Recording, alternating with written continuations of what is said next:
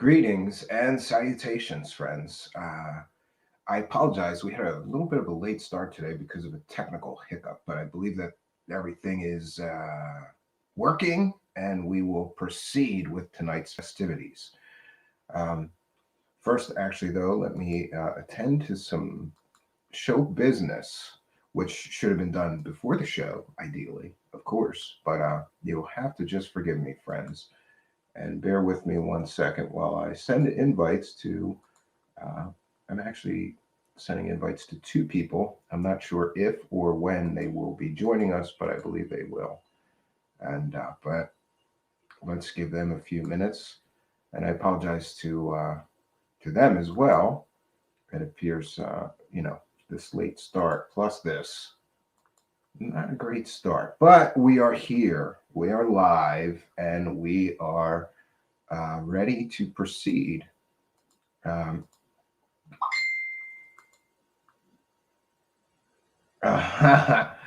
so, listen, I keep saying this. I want to. I don't know that I want to stop covering UFOs, but I don't want it to be the main and always subject for most of our shows any longer. To say that I am burnout and disgusted actually with UFOs is probably a fair and accurate statement.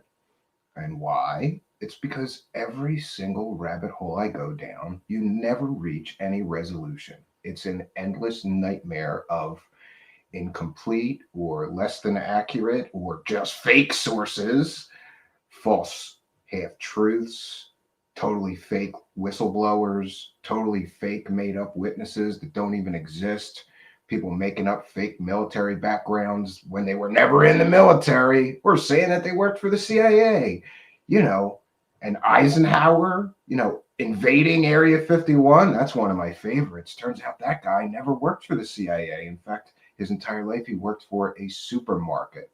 Wasn't in the military either, as I have come to learn. These stories are, it's just a repeating pattern of bullshittery. Most of it. I'm not all of it, after all. And here's another thing. I get a lot of flack. People say, why are you even dealing with this stuff if you're so skeptical? It's because many of you know I had my own personal experience when I was a child, and that had made me a voracious reader and consumer of any kind of information about UFOs or aliens, really trying to get to some form of truth for my own, I suppose, for my own good. I want to know what it is that I saw as a child. I am really, I suppose I'm sad having come to what I feel is maybe not the end of my UFO road, but certainly further along towards that end than I ever thought I would be. And what I've come away with, having studied many of these things, is almost all of it is bullshit. That's the simplest way to put it. Like I said, fake sources, less than accurate information being shoveled down the throats of hungry people that are hungry for this to be true. We never get to the proof. We hear talk about alien metals recovered from crash sites, but we never see the lab results proving that, except in a few cases. I don't want to say all of that is bullshit. After all, we have Jacques Vallée. But again, we don't get to a definitive answer with most of this stuff. But we're back in it. Why? Because George Knapp and Jeremy Corbell have decided to team up again. They were the guys that brought us the bullshit Bob Lazar documentary, after all. George Knapp had 30 years to prove that story was real, milked it for everything he could, and then when the money ran out, decided to help a young filmmaker in the form of Jeremy Corbell make a documentary on Lazar that turned out to be a large retelling of the same old story from 30 years ago. But hey, Jeremy Corbell will argue with you about all the fascinating new information he presented in his documentary. Yeah, like showing Bob Lazar a picture of a hand scanner he talked about and saying, "Is this the hand scanner you saw at that secret base where they were working on those flying saucers?" And Bob Lazar said, "Yeah, it is. That is and it's the same hand scanner that was in the movie Close Encounters of the Third Kind, but that doesn't have anything to do with Bob Lazar being truthful about seeing this thing or working on alien flying saucers after all." What a complete and total letdown. After all the shit talking and smack talking that guy did about how this film was going to change everything, that's all you got? A hand scanner? Okay. Friends, I could go on, but it's better to just say, hey, I would like to cover other things here, and we are branching out into other subjects. But when I have personal knowledge of something that everybody's talking about, I think that it's okay to chime in. So, friends, welcome to you're watching Truth Seekers, and welcome to the UFO Report.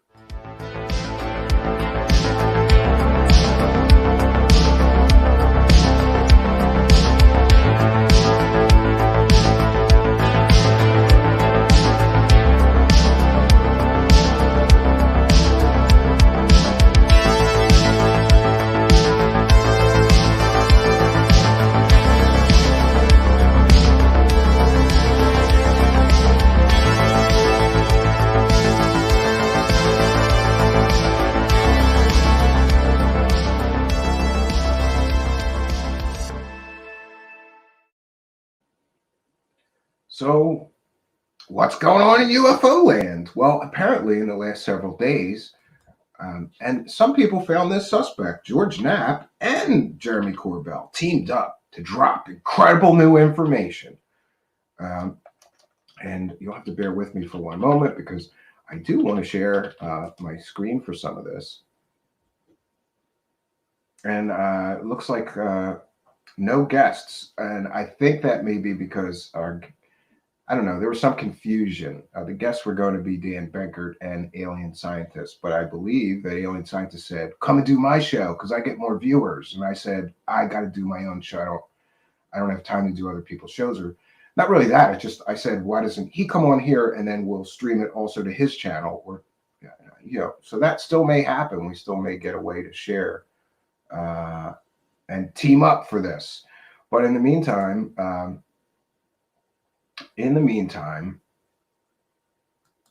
So we'll start with George Knapps because I think really George Knapps is, I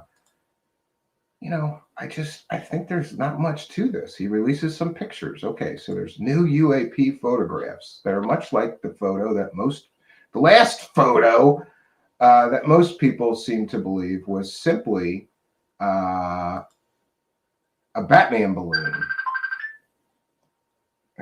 Damn, what? One second. I'm trying to get this, Dan. I'm having trouble here.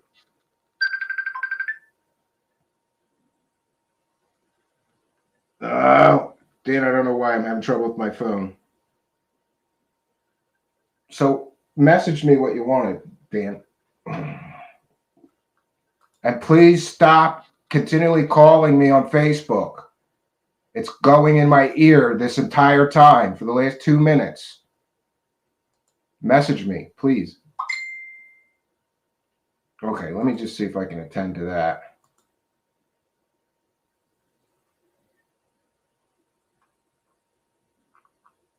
Yeah, I don't know. He's trying to call me on Facebook, which is not a good idea while I'm broadcasting live, Dan. Message me on Facebook or let's see if I can get back on track here now. So George Knapp releases some photos.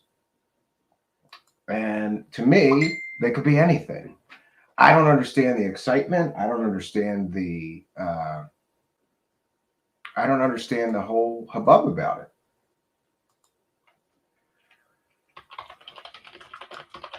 One second.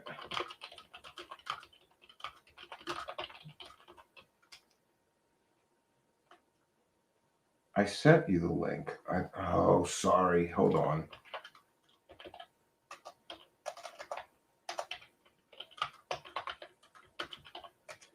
One second, friends. So there just seems to be some kind of confusion here. Let's see if we can't sort it out. 1 second. And we'll get our guest on. At least one of them, right? All right, here we go. So far, I get the award for the most. Yeah, I sent it to you before, Dan. So I've sent it to you twice now. Tonight gets the award for the most disorganized beginning to a show I've ever done. Great. But you guys will have to forgive me. I like to say that you get the show warts and all, right? Warts and all. Oh, so here's Jeremy. Let's see there. There you go. Nobody cares. Yeah, I'm having a little trouble hearing you. Is your mic on? Can you hear me? Can you hear me now? A little low, but yeah, let me see if I can turn you up here.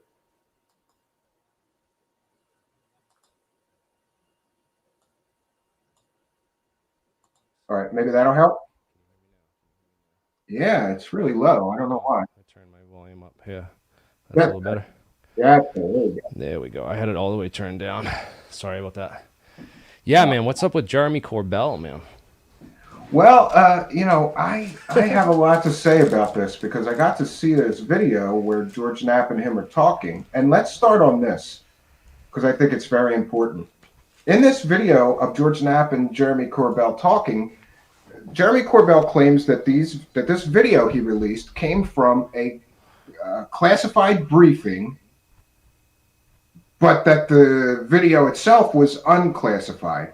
So this didn't sit right with me. So I went with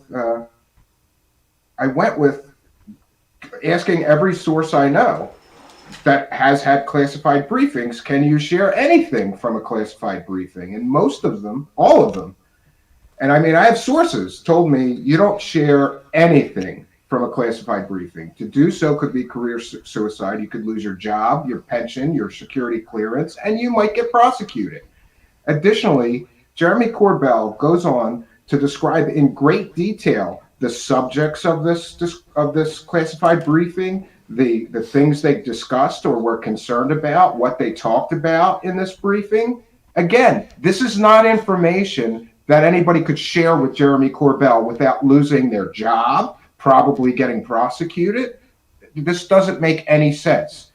People are attacking me on Twitter right now simply for saying I don't believe that Jeremy Corbell has had access to secret information from a classified briefing whatsoever. If he did, the government would be pressuring him right now to reveal his source so they could prosecute them, or they'd be in his inbox. You know, they have the technology to see every message he gets, every phone text, and find the source that supposedly was in on these classified briefings and shared all this information with Jeremy Corbell. Let's start there. What do you think, Jeremy? Well, yeah, exactly. There's no evidence that shows that this came from a classified briefing or that it was classified or at all that time. I think he said the same thing about those Nimitz tapes, which apparently he had access to those too somehow ahead of time, and they were posted on like LiveLeak or something that he took down off his other channel and stuff like that. I remember that going on back in the day too. So I don't know what's going on with him. I just know that like I don't Something's trust, not right here. I don't trust Something's anything not right. he says. I don't Something's trust not anything right he says. Yeah, and I just want to remind everybody that you have to consider the source, right? Yeah, always consider the source. He and Richard Dolan completely and totally faked something called the CIA deathbed confession, where this guy who supposedly worked for the CIA was talking about aliens and Area 51 and President Eisenhower. I remember that. There is substantial and supportive proof that guy in the video, even though Richard Dolan says he is who he says he is, was a complete and total fraud, was never in the military, was never an employee or contractor for the CIA.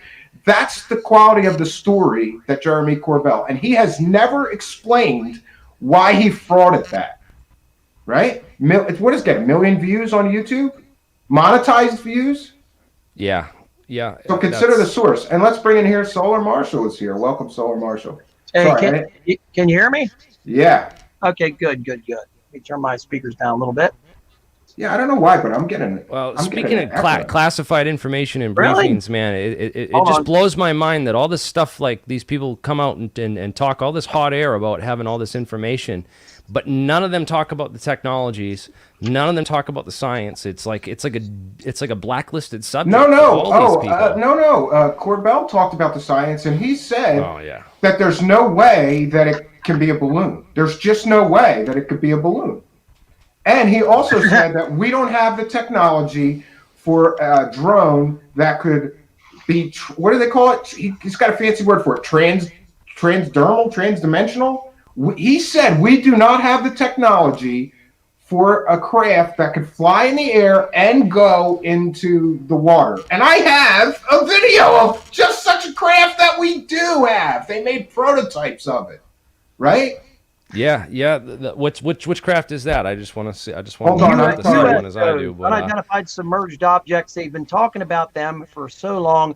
If you go these back to some of the hydrophobic coatings and stuff. They put Yeah. this Yeah. this certain coating on the. D.D. Look up D.D and you'll see the technology. Supposedly, our modern aircraft carriers use D.D, and it But he creates uses a space. the thing that bothers me is he uses these absolutist statements like we don't have that technology. None of our foreign adversaries have the technology. He didn't Yeah, even like stop to runs the Google it CIA to or see if it was. Yeah, did he even stop to Google it to see if there was such a craft possible? Because Lockheed Martin has one, and we're going to share a video of it and make him look. Well, you also have in T.D. Barnes on unbelievable. record talking about Project Palladium, saying that was his first, when they asked him to give way in on the Nimitz encounters. T.D. Barnes, the head of the Area 51's, classified programs, what the CIA did out there, he mentioned Project Palladium and Project Nemesis, which are two such projects which worked on exactly doing that to spoof Russian radar systems. Victor Corleone in the crowd did an interview with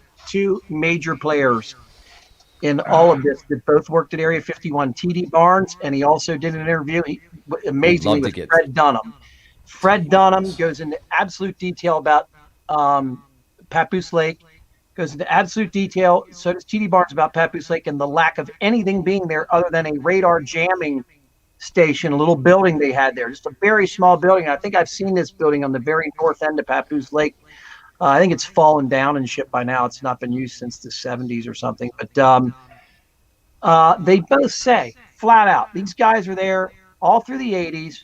TD was there all through the 60s, 70s, and 90s. He retired from there. He worked there his entire life. These guys all say there was never anything at Papoose Lake, ever. Nothing. Nothing's there, just like today. Nothing except that one little building. And the arrogance of Corbell to say that we don't have this technology, he's out of his fucking mind. I am going on record here to say. Listen. I want to say this because I got a lot of feedback, and people said, "No wonder Jeremy Corbell blocked you. You're so nasty when you talk about what he talks about." So let's really try and don't get personal. I know you get passionate, so do I. But let's no it's insults. Hard, man. Let's just give people the other side of the coin tonight and let them decide who the asshole. What's crazy? We were talking about this before. Can we Dan. show parts of his video, by the way? Just hold on though, because I got something that I got to queue up first here. How about the fact that he calls it a pyramid? He voids the word triangle. Of all costs, he won't talk about a triangle craft. Jeremy, it's just you and I both know why. Yeah, we were just talking about this before, man. Do you want me to explain why he refuses the word triangle? Edgar Boucher. Yeah. Okay. They both, I guarantee you, Corbell will hate anyone that George Knapp will dislike, I'll just say. Automatically. George Knapp, let's face it, this boy, he walks around like a blind puppy dog, and George Knapp's that blind puppy dog, daddy, mommy, whatever. My mentor. I hate to interrupt you, but I just wanted to tell you that I've queued it up, and that the aircraft that Lockheed Martin designed and even flew prototypes of is called the MPU-AV, and it could fly in the sky and go in the water. Oh, let's see. Jeremy Corbell said that we do not have that technology, and no one on Earth has that technology. Oh, please, Joe. Here's proof. Here's proof that we have it. Liar. He didn't even Google it. He didn't even Google it, bro. You didn't even Google this? Liar. Come on, here it is. flies in the sky and goes look in at the that. sea. And I like where how would it's they got those test it? wings, Right off those the angled coast of- wings. Guess where they tested at? They tested Right off the right coast, off right off the there. west coast. Yeah, There's a base right. that does advanced UAP research. That All it's the black called programs. It's the triangle. Yeah, out look at there. this. Wow, Jeremy, look at Jeremy, that. you gotta love this because you're a science guy. Look at this. This And is it's a great. triangle, for goodness sakes. In the You got to air. send There's me no this way. shit.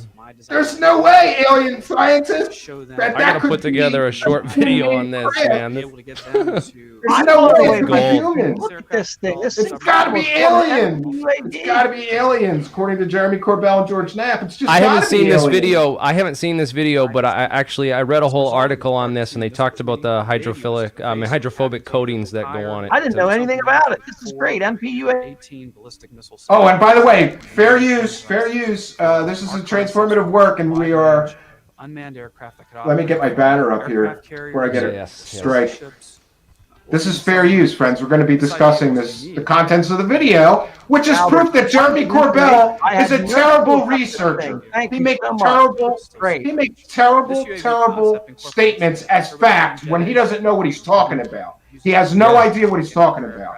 And then I try to go on and educate him, and he blocks people like me. Yeah, or me. I'm blocked too. Welcome to the club. You can't ask him questions. It's just- The truth should not fear investigation. It's only people that are lying that are afraid of, people asking questions. Not Yeah, to so brag, here it is. don't block me because he says I'm the only one that keeps him scratching his head at nighttime whenever I post on his page. So I bother him. Blast this aircraft into the sky. Well, listen, if I don't want you to advocate for me, but just tell him I don't have anything against him. I have something against the the bogus information he presents as factual, and I'm not going to apologize for that. Why would you? Yeah, like me, I like friends that are going to check me when I'm wrong. He doesn't want people like that. He just wants to collect the cash and roll on. But look at this. This looks like some people could think that's an alien spacecraft if you've seen that flying around. Look at it. Right? But the point is we have the technology to go in the water. Look, there it goes. It's going to submerge. Looks like the Pelican from Halo. Almost, Cable from the submarine and attaches it to a cable that's dropped from the aircraft. Once those two cables are connected, the ROV can go back to the submarine and the aircraft can be reeled down, pulled down. To the Look at submarine this, like a kite. dude. Goes right underwater. This is different than the one I was looking at, I think. I watched these water depth tests with these, where they use these coatings. Wow, that thing's crazy. People that support naval operations. Yeah, I mean, this is enough. We don't have to. This is a pretty long video. It's basically like a. Some good shots of the craft, though, man. That's nice. Yeah, it's basically like a video, Lockheed Martin, bragging, look at this awesome technology that we've developed, that Jeremy Corbell says nobody has. It's crazy that we have Chris Mellon on Twitter too, talking about promoting Jeremy Corbell and talking about pilots seeing these things and stuff. But I call them out. I'm like, there's no discussion of any of the technology or ongoing programs. You're obviously working for the Pentagon as a front operation to cover for the real top secret stuff that's going on. It couldn't be more obvious to people who have been researching this for a decade or more, like myself and you. It burns me up. It burns me up, bro. I think we're gonna have our day, though. I think this stuff's gonna come out. I'm gonna make sure that this UAP task force does not get controlled and connived. I'm doing my own thing on that. Like I said, I'm putting together my own technical briefing. Like Corbell says, he had access to these classified briefings. Well, if he doesn't know about these craft, He'd then be what in good jail, are bro. his He's putting out briefings? classified information. Yeah, he's got all this classified information, leak but he out. didn't know about this public Lockheed Martin project. That doesn't make any sense. Did you hear him at the end say, what if we had a video that showed a UFO flying right up to the camera on a what did he say, on an aircraft carrier, right up to the camera, and then after it flies up to the camera, it for some reason just takes off. Well, and he says now, and George Knapp looks right at him and goes, now that would be classified. They were hinting at the fact that they have another video coming, but the fact is, saying that it's classified. You can't fucking post anything that's classified or talk about it on the sources, internet. the sources that I got, the sources briefing. Colonel Marshall, the sources that I have, which I'll share one publicly. I've got 3.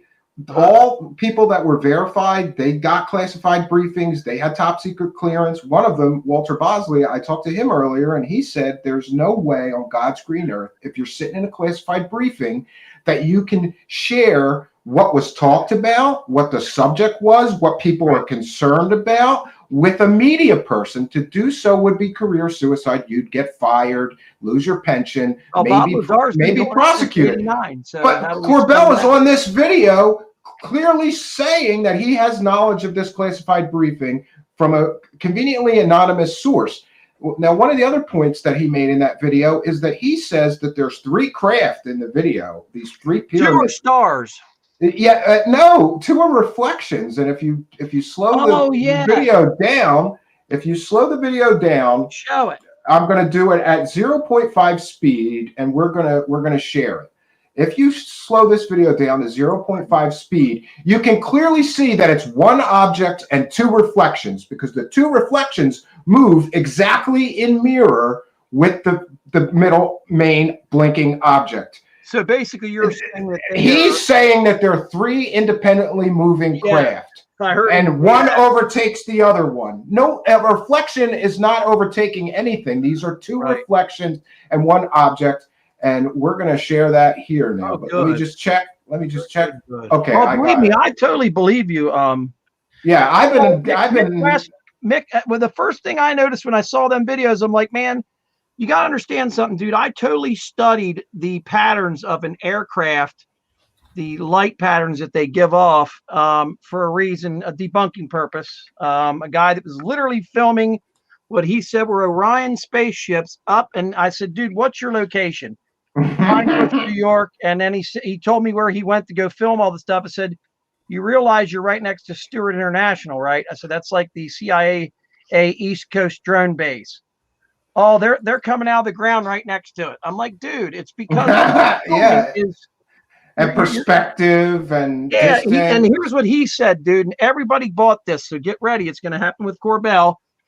They mimic the United States or global aircraft.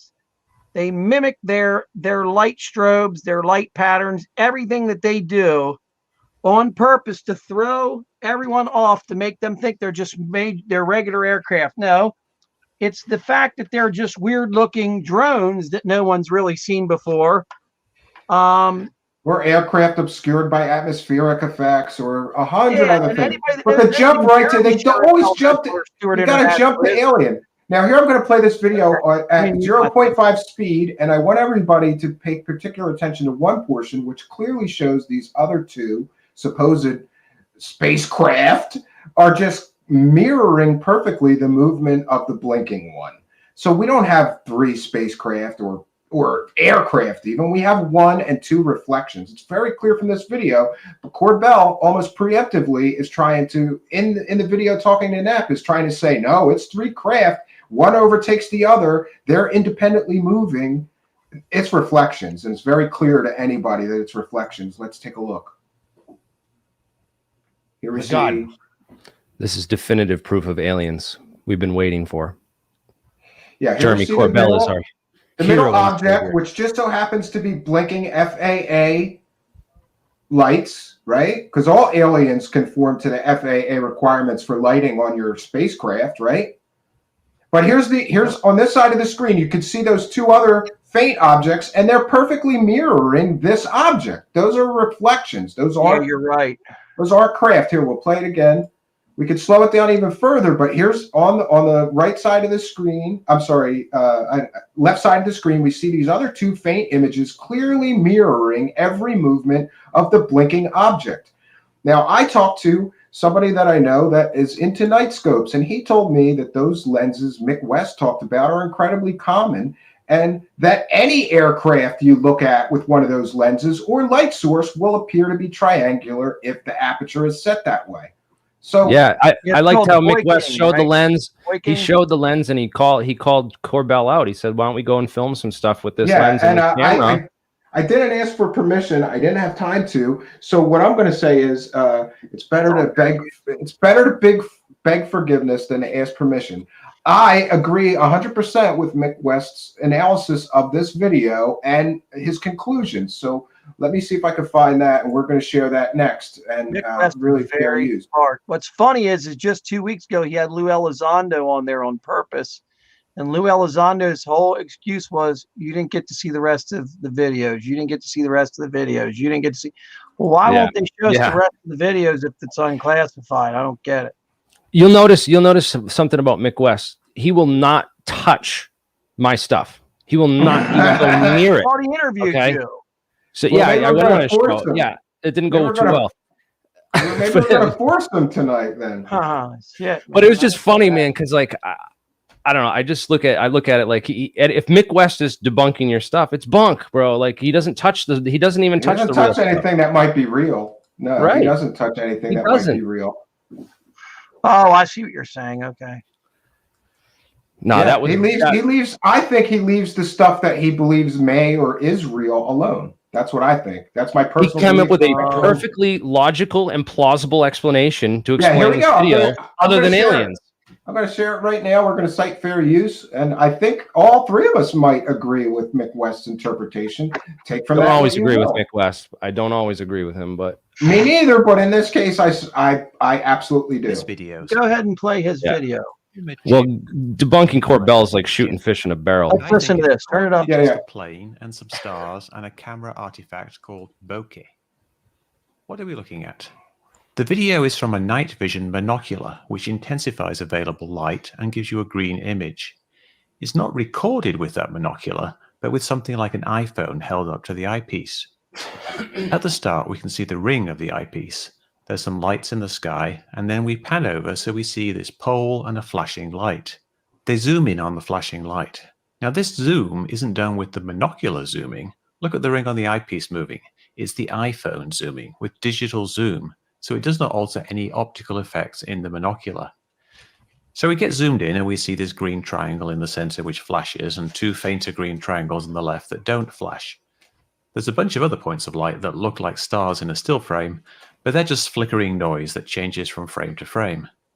We then zoom in a bit more on the green triangle, see it flash a few times, and then one other green triangle, done flashing, drifts past, and that's it. The first thing to notice is the flashing of the light. There are two flashes at different rates, a bright one every 1.5 seconds, and a dimmer one about every 1.25 seconds. These are basically the rates of flash for standard aircraft navigation lights. 1.5 seconds is the red anti-collision strobe, and 1.25 seconds is consistent with a wingtip strobe. There are also other standard lights on a plane that are on all the time. So the lighting matches a normal human plane. But if it's just a plane, why is it shaped like a triangle of light? Planes are generally high up, so the lights will be close together, appearing almost like one dot. When a dot of light is out of focus, it shows up as a shape of light called a bokeh. These can be round or the shape of the camera aperture. If the camera has an aperture that was triangle shaped, then that would explain the shape of the bokeh. However, I can't find one yet that looks like that in night vision binoculars, which often don't have an aperture at all, as they want all the light to come in. I'm sorry, I really But if like something were in the front of the camera, then that would alter the shape of the bokeh. Here I put a triangle over the lens, and now we have triangle-shaped bokeh. Why would someone take a lens like that? He made the same thing in his bedroom or Sometimes office, people do it for bro. artistic effect. He's It amazing. turns out there's a Dude. serious reason to do it for night vision goggles. This is It the difference improves between focus a in truther and an different idiot. situations. So there are aftermarket adapters that fit over the front. But people sometimes make their own. Sometimes they drill holes in lens caps. The person Sometimes that they make filmed this covers worked using on this tape, for a while. They like knew this what they square were one, which would easily make diamond-shaped bokeh, just one step away from triangles or pyramids. It's not the only possibility. There's an effect called pinched optics that I makes love how he light says into possibilities, triangles. bro. I think bokeh is more likely, as pinched optics is more common an issue in larger telescopes, but it does turn stars into triangles. Speaking of stars, remember those other 2 triangle shapes that were not flashing? I think that's 2 bright stars. When you look at a plane at night, the plane's lights are not much brighter than stars, except when they flash. These 2 shapes are basically the same as the flashing one, and we see this with bokeh, where all the lights in a scene take on the same shape. Wow, look at that! What he And did. having a dimmer light doesn't change the shape or the size of the bokeh; it just makes it dimmer. Notice that the lights have to be a bit out of focus for bokeh to form. Awesome. Why would this video be able to do it focus? right in his own It bedroom. could simply I mean, be are you manual kidding me? focus and they did not adjust it perfectly. Or maybe it was autofocus and you got stuck on that pole, focusing at that distance when it needed a little tweak to focus on the point of light much further away. Cameras often have a hard time focusing on a point of light. So that's what I think it is, bokeh. And the strobe, at least that's my number one possibility. It's an airplane. It's hard to say for sure as the video is so bad. Or a We don't know helicopter. what equipment was used. Any source But of if you light consider would look like flashing that. I human believe it's an navigation airplane because of lights the movement. and the 3 matching shapes in the scene, and the Or, example you of the could be taped right. night vision goggles, It looked like then it bokeh stopped seems there or more likely something. than flying Yeah, pyramids, it's 2 and definitely ahead reflections. of aliens. It's the helicopter But from we the can damn keep all those ship. things is on what the it list is. just That's in all it case. is. I And could they're- easily be wrong. Wow. This And movie we're supposed maybe to is believe messed that up, this. that they are incompetent. Or, dude, Not that I know of. it As could far as I simply know, be a this was jet just from an an anonymous aircraft video carrier sent to on a Jeremy strike group. Corbell, I mean, not an official Navy and this release. comes out, they're Although like, they "Oh, seem we're to gonna acknowledge post that this it was shit. I taken want by to know. Navy I want to personnel. know who the guy was." I've not heard Did anything official about the Navy analysis, so we can't say if their analysis was lacking. They know it's And I think if bullshit. they do look at it, then bokeh will be pretty high on the list of things they consider. Joking. Hokey pokey. Yep, that's it. So, like, here's my thing. I disagree with them that those other 2 objects are stars. I Why think it's definitely a reflection of the first light source. Are you like Yeah. talking about maybe lens flaring, which could be? Yeah, because it Regardless. clearly mirrors. A star wouldn't follow the movement of the main object in the video, but a reflection would, or a lens flare would. You know, lens flaring though. but I think that it's very convincing information that the light blinking perfectly matches the lights that blink on any airplane that are required by the FAA. Yeah, and Yeah. he goes into great detail about which they are. There's 2 different ones. Yeah, and somebody in the live chat said, but people are going to say that the government said these videos are real. No, they said they were taken on a Navy ship. They didn't say what they were, if they made a determination of what they were. They sure didn't say they were aliens, but that won't stop the true believers. The government said these videos are real. It's a real video. Yeah, it was taken on a Navy ship. It doesn't mean anything. And we have conclusively shown, and Mick West, through Mick West, really, thanks, Mick West. I hope you're okay with us sharing your video, because I agree with your analysis. This is garbage. This whole thing is garbage. It's hyped up garbage. Navy knew what it was, because obviously you can't fly over a strike group in the fucking ocean. It's a friendly plane, is what I'm getting at. They knew Has what to it be. was. And They would have had They would Air Force shoot on it. down. They They were would shoot probably like, down a "Oh, hostile, right? They would shoot down a hostile if they flew Yeah. that close to a Navy ship. They were got probably like, cruise "Oh my God, missiles. it looks just like a They have fucking anti-aircraft. We gotta post this. Anti-aircraft weapons, Idiot. and if it's a carrier, they got their own Sam's. planes to send against it, or drones, whatever. You know, So this who this filmed whole the rush to like cash in and every look, and it was kind of like, to me, it was wrong. That not wrong, but it seemed funny that these guys coordinated. Like, okay, George, you drop those photos, and then I'll drop my video, my triangle video, the next day, and we'll all put it on Mystery Wire. And I'd like to know, and I'll ask them publicly, Knapp and Corbell, are you owners in Mystery Wire? Who operates Mystery Wire, and what are you being paid for these stories? How much are you getting paid for these 2 stories? Yes. Because I know a lot of people into this and never even heard of Mystery Wire, and suddenly everybody's on Mystery Wire to see this story. Now, of course, this will all go on to some TV show on the History Channel, or whatever. That's what they're all looking for. Cash it in, bro. They've run out of information. Now, I got my casting. Praise the cash. Praise the cash. I want to see whatever it was they showed that was hovering above the ocean, then flew down in the ocean, then came back out. They have still pictures of it, but they won't show the video because they say the video is classified right now. Yeah. And the So video Yeah. could be classified I because have- it's a black project, not because it's aliens or they don't know what it is, because they investigated it and went, oh, that was Lockheed testing that MPUV craft that flies in the air and goes underwater. So we have to classify this. thing of the night is that MPUAV. I've never seen Yeah. that before, and I Yeah. thought I was up to date on all this shit. Thank you so much for showing me that, Steve. Never Yeah, have I and people seen that. say, and there's we tons can of get to information about it. we can get to the George Knapp amazing photos, which I believe could be anything. And that's again, like, I'm not saying they're not aliens, okay? What I'm saying is, before you jump to look, these are alien spacecraft, you have to exhaust all other possibilities. And Corbell said, oh, people call this the Batman balloon. There's no way it's a Batman balloon. Look at the analysis somebody did. It's pretty close to the Batman balloon, okay? It's a Mylar balloon. And also in this video, George Knapp said a couple of times, why do these things just have the ability to appear and disappear? They're not getting tracked coming in or tracked going out. They just appear right above the ship. I don't know very much about radar, but I'm pretty sure a children's Mylar balloon may not show up on radar. They would just see it above the ship. You know, these absolutist statements that both of these guys make drive me nuts. I feel like throwing something at my screen when they do it. It's like, how do you know? Yeah, they it's don't not they real? don't use suggestive language. They use definitive language on all these things. It's really disturbing and to their audience. And they get so many views and just it gets so much attention. It's like It's the old "we know something you don't" technique, which Bob Lazar has been using his entire fucking life. That and give them what they want. These people want to believe that these are all aliens. So give them something that may be aliens. Well, Corbell's wanting money. We know that from the get-go. You know, he sold his soul to Bob Lazar.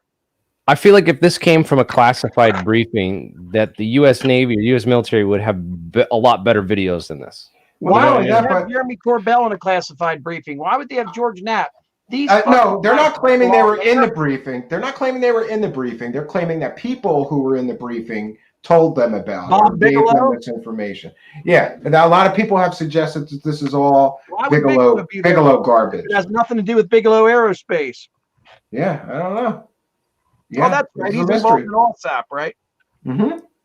It's BAS and OSAP, right? Which means ass wipe. That's how they say ass wipe or whatever over in England. Ass swap or OSAP or whatever. So it's the Advanced Aerospace Weapons Systems Application Program. Sure. Is that Bigelow Aerospace Advanced. They're making an ass out of you. Something. I don't know.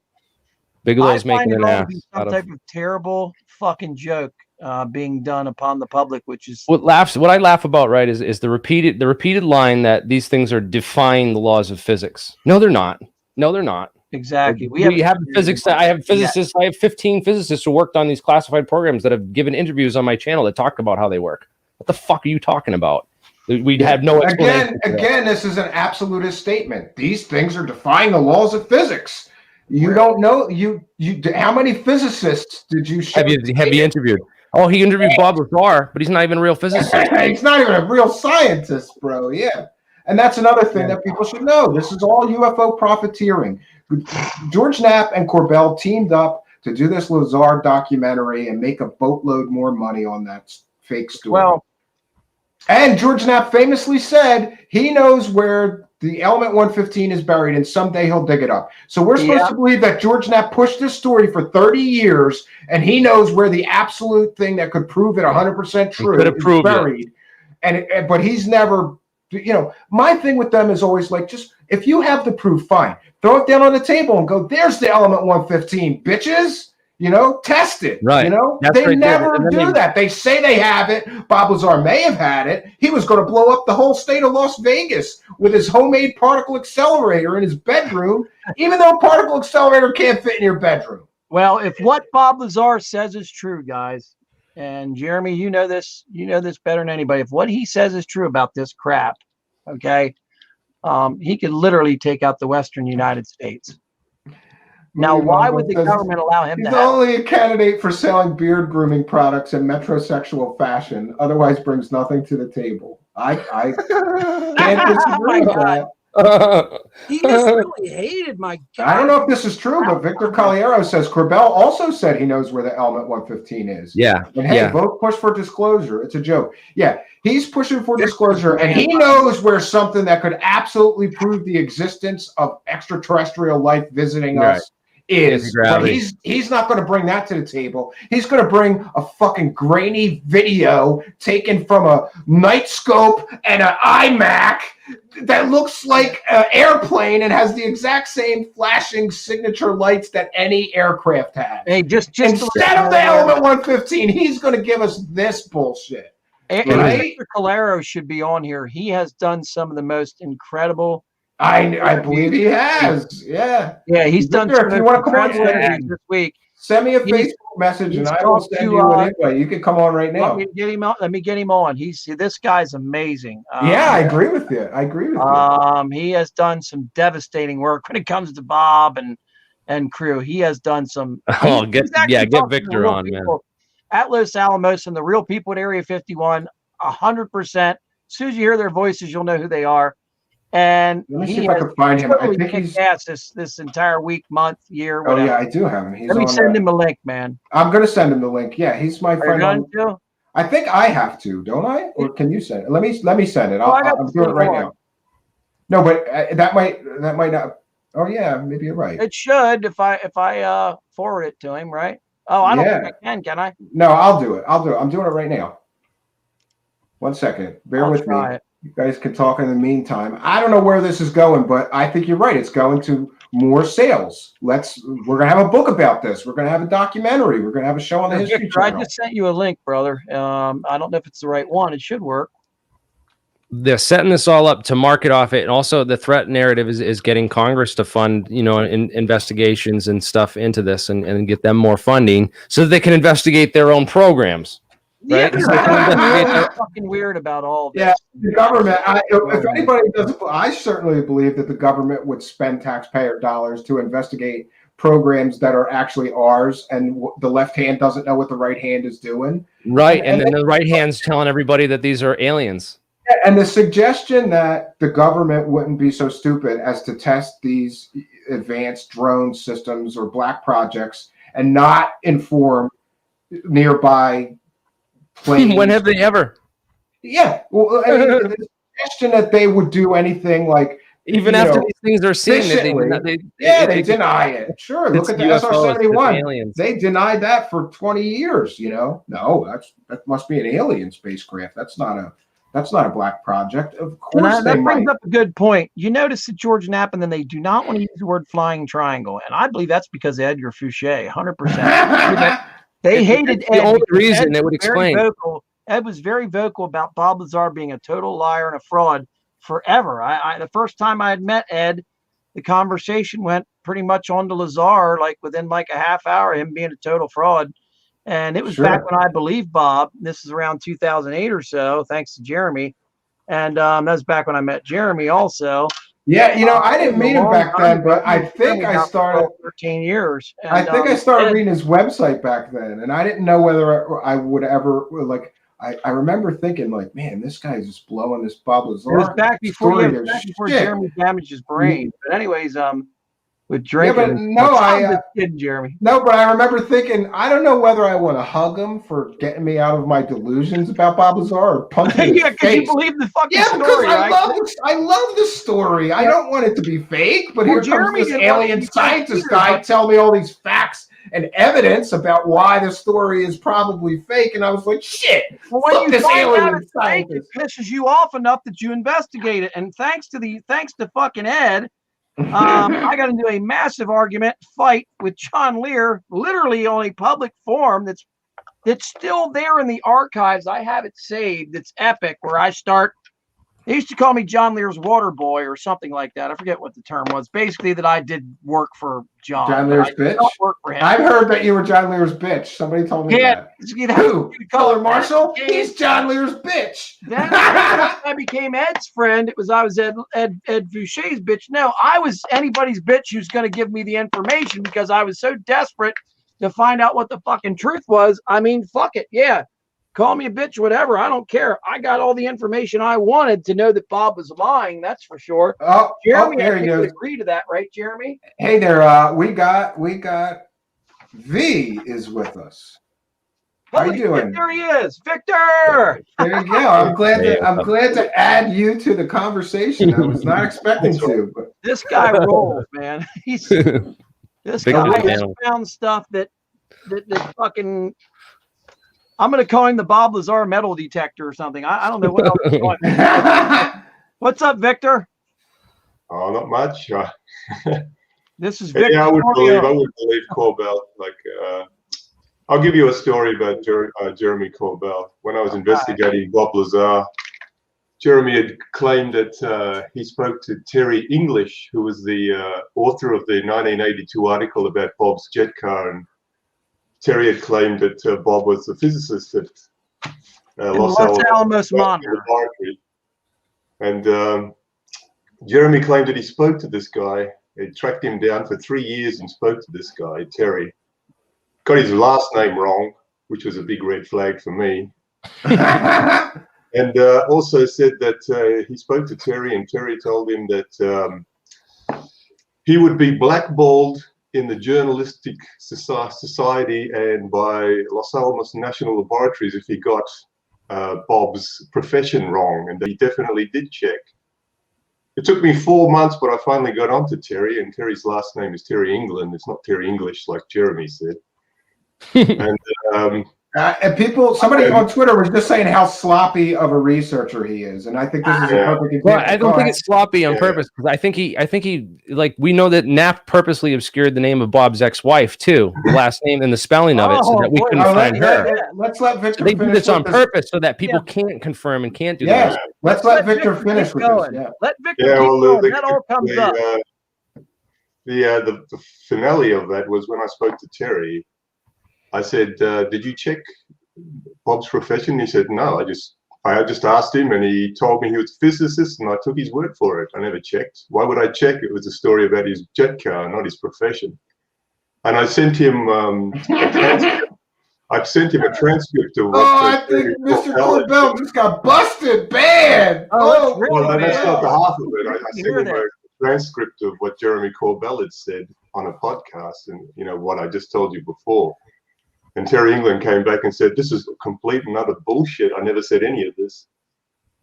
Yeah. So once again, with fake sources, kind of like the CIA deathbed confession of the guy that was never in the military and never in the CIA. Yes. But I hear that Richard Dolan is still pissed off at him for making him do that interview because he believed Corbell that this guy was who he says he is. And Richard Dolan even famously says at the beginning of that video, we have checked this man's credentials. He is who he says he is.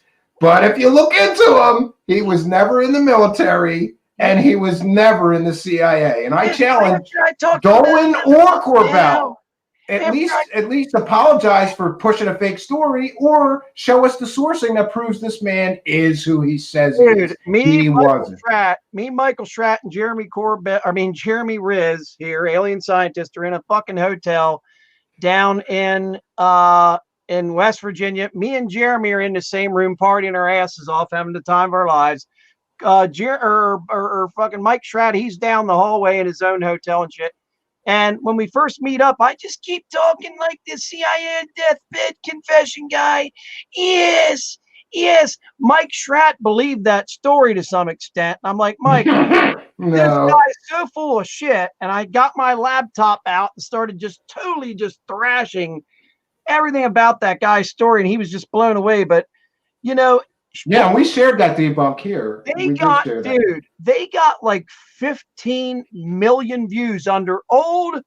Okay, do you know what that paid out under the old revenue, the old ad revenue payment? Quite a lot. Yeah. Did they give the money back now that it's proven that guy was a fraud? Yeah, like 20, 30 grand, I think they got paid just from that. And then Corbell released like little bits and bitty pieces, like, 5 different sections, and each one of them got like 4 or 5 million views. It's just ridiculous. It was all about making money back then because the ad revenue was crazy back then. Remember, you got something like 70% Now I think they give you like what 5 or 10% apocalypse or whatever took place. But anyways, yes, that guy was a liar. I even tracked down his name and everything, and What is found his out name? he had worked at a grocery store for like 30 years. Is it Richard Manlove or something like that? Is his real name? I can't remember. Oh, and let's not forget who was this guy's original connection to the UFO Linda world, Moulton Howe. who milked him for 2 years, calling him anonymous. She It knew him 10 was years before this, and all he Yeah. talked about was Dan Burish and Bob Lazar. So there you go. But anyways, Victor, go Yeah, the on. story originally came from Linda Moulton Howe of that guy, and then I she wanted to handed it tell you off to guys Corbell, and they ran with it. Now that Victor's here, for some fucking reason, every one of Bob Lazar's ex-wives have like 3 or 4 last names. It's very bizarre, which tells me that Bob Lazar works for somebody. Those type of people back then had changed their names, and they always had different passports, and they always had different this, different that. It's very, very strange. But It's been suggested he's some sort of disinformation agent. But then again, people said that about me because I debunk stuff. Yeah, you must be from the government. You're trying to stop people from finding the truth about aliens. You're here to muddy the waters. No, I'm here to find the truth. Yeah. Yes. Bob was if you read the old stuff and some of the old stuff that I dug up, Bob was just a known liar, basically, just made up bullshit. Like there's a story that was going around that I saw an interview for where he claimed that he made the music videos for Blondie, Debbie Harry, one of the technicians he used to work with, was in that. So it's just he just like to make up stories. I mean, I don't have any beefs against Bob Lazar or hate him, or some people get emotional about him. He's just a guy that likes to make stories up. The people that I made my peace. I made my peace. This is what I think. I grew up. I was fascinated with that story because I had my own strange experience with something that I thought was a flying saucer that I saw in the sky. I thought he gave me confirmation that I wasn't crazy and that like what I saw was aliens. And then and I've always loved the story, always followed it. But then years and years later, when you really look at it rationally and you pick everything apart, this is the minutia that Bob Lazar doesn't want you to worry about. My favorite is that on a Larry King interview, he said it was what was it, Sarah Marshall? It was a 40-foot spacecraft, but he originally said the hangar bay doors were 30 feet or something like that. Yeah, so listen, he said that the craft was 52 feet in diameter, but the width of each door was 40 feet. So how would it ever fit? Yeah, how does a 52-foot diameter spacecraft get out of a 40-foot hangar door? And the 40-foot hangar doors were his scribblings and his drawings. And he had, would the pilot somebody asked him previously, how big were the hangar bay doors? They were 40 feet wide.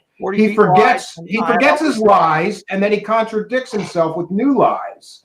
Yeah, I mean, that's what I believe. Was so full of shit that I just don't understand how people don't understand it, and then you get to realizing they never investigate, because here's all it takes is weaponize your integrity. The story so deeply, people believe the lie so deeply that because some guy named Joe Rogan is promoting it, and Joe Rogan, let's face it, guys, Joe Rogan does not know this story for shit. He calls him Dr. Bob Lazar.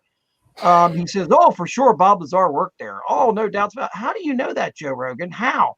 Because and some people are having trouble. Some people are having trouble with the fact that Joe Rogan did that show where he was super skeptical of everyone, right? Yeah. And then suddenly Bob Lazar and Corbell Knapp come along, and he's all chips in believer. It doesn't make any sense. That's what belief government operation.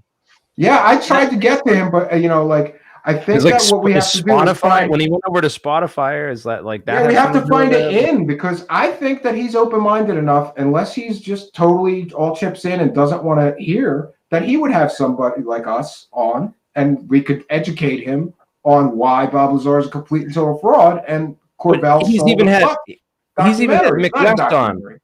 Yeah, he's had Mick West on numerous times, but he won't even talk to Mick West anymore now because of all this. No, he's mad at Mick West. Remember? Well, I guess he picked his team though. He's got the believer team. Gets more views, maybe. I don't know what his motivation. That's it. But I can tell you, I was extremely disappointed in the way that he switched gears and went from total skeptic to total believer. Well, And he's not giving them hardball questions. He's not doing any research before these interviews. It's just fluff pieces. how Like, come on in, George Knapp, tell me about aliens. How can he possibly not get a hold of one of his physicist buddies and say, hey, is this true or bullshit? And I guarantee you, 95% of the time, whoever his physicist buddies, scientist buddies, or whatever, they're going to laugh and they're going to say, look, I looked into this. It's all a lie. Show me one real physicist or one real scientist that says, oh, yeah, that story's true. You can't find one. There's not any. I've already tried this. Look it up. Try and find a scientist or physicist, whatever, that supports Bob, that has some fame or notoriety. Someone that's out there like Michio Kaku, for Christ's sakes. Ask him. How about Sean Carroll? Sean Carroll was on his podcast a week after Bob Lazar, and he didn't never ask asked him a question, did he, about Bob? Nope. Nope. Nothing. Why? Yeah. And then, if you remember, Joey Coco Diaz, his favorite person to have on there, the guy that really got Joe's show really going. That guy's hilarious. I met him once in Atlantic City. He's awesome. Well, do you remember him? He literally was saying about the guests that Joe Rogan would have over on Wednesday nights to his house that were CIA agents and shit like that. And Joe Rogan got real weird about it. It was like, dude, what are you talking about? Like, don't say that shit on here. And it was live. It was back when he's and they had so maybe he's supposed to be disseminating this information. Well, they had a falling out after that for quite some time, and you don't see Joey Coco Diaz on there hardly at all now, do you? No. No, and it's because guess what? Maybe he fucking said something he shouldn't have. That's my feeling about that. So. Oh, you're right. He hasn't been on in a long time. Rogan believes all of that stuff. I mean, he had Travis Walton on. When he had Travis Walton on, oh my God, everything screamed about that. Travis Walton. Everything that Travis Walton said was just came across as, I'm bullshitting you so badly right now. And he's a total liar, Travis was just nodding his head and saying, yeah, this is all believable. I interviewed Mike Rogers the other week, a couple of weeks ago. I interviewed Mike Rogers for an hour. Yeah. Mike Rogers was telling me that him personally, Mike Rogers, never believed in UFOs prior to the Travis incident. And he came across as really believable to me when I interviewed him. And I've heard from multiple people that they didn't believe him until they talked to him and met him. Let Victor say what he's going to say here. I'm sorry. Yeah, the very next day, Mike was on a podcast telling them that he'd had major encounters with alien craft before the Travis incident, like totally contradicting what he said to me. It's just total bullshit. It's just a house of cards. When I heard that, I just thought, this is just complete shit. And then he was on Facebook saying that Travis Walton is. But I did ask to share that. I did ask to share that interview of yours. But I think he wanted to keep it. He's keeping it to himself. He's keeping it to himself for a bigger project, and I respect that. I wanted to get that. I wanted to get it. Violate it. It doesn't really say much other than contradict himself. But the thing he said on Facebook, though, about Travis Walton being a UFO hoaxer and all that sort of stuff, I actually DM'd him about it, and I said, "Are you now saying that Travis is a hoaxer?" And he goes, "Oh, I'm not sure." And then I said, there's more money in coming out with the true story of Travis than, some bogus UFO story. And he says, "I hear you, and I'll take that under consideration, but I'll see if Travis is going to pay me first." Yeah, remember what he said? He said that, he said we worked out a great deal. He goes, but he said he was offered $3 million for that story, and Mike Rogers was. The day before, he was saying, what did he say? He said that Travis Walton was the biggest UFO hoaxer in UFO history, is what he said financially wise. Then the next day when he was offered $3 million, it was totally changed the story around and shit. And it's like, he goes, it's offered a sweet deal, $2 million for the book deal, and then $1 million for some video or something, or I could have it wrong. It doesn't matter. The total was $3 million, and he showed that all that mattered in everything was money. He didn't give a flying fuck about the story, because the day before or 2 days before that, he had said that he never saw Travis Walton being abducted into the fucking ship. He never seen anything happen. He never seen the ship other than the bottom of it. all the stuff we see in the movie is a lie. I mean, he basically just totally fucking said what I've been saying for years. The whole story is a fraud. And what happened when I asked him on Facebook about Mike Rogers? About Dallas. Dallas. What's the guy's last name? Dallas. That was with them. He said, "Oh, Dallas, from what I was told, died of a drug overdose 2 years ago." Dallas. Damn it, what's his name in the movie? Alan Dallas. So Dallas. Yeah, it's one of his crew. His name's not important. yeah. Damn it. Well, it doesn't matter. I think it was Dallas. He's dead. You know why? Because that guy can contradict the whole story. He didn't want anybody's name being out there at all. They actually Dallas and Travis Walton spent that week partying. And here's the deal. He was trying to avoid his parole officer because little Travis Walton is not the fucking angel that he wants people to think. He was in trouble for burglary and stuff. And was in and out of jail. Sure. And isn't it suspect? Here's the problem that I have with the whole story. If he's really telling the truth, we're supposed to believe then that he was not off that spaceship for 3 days and he was already cutting deals to sell the story.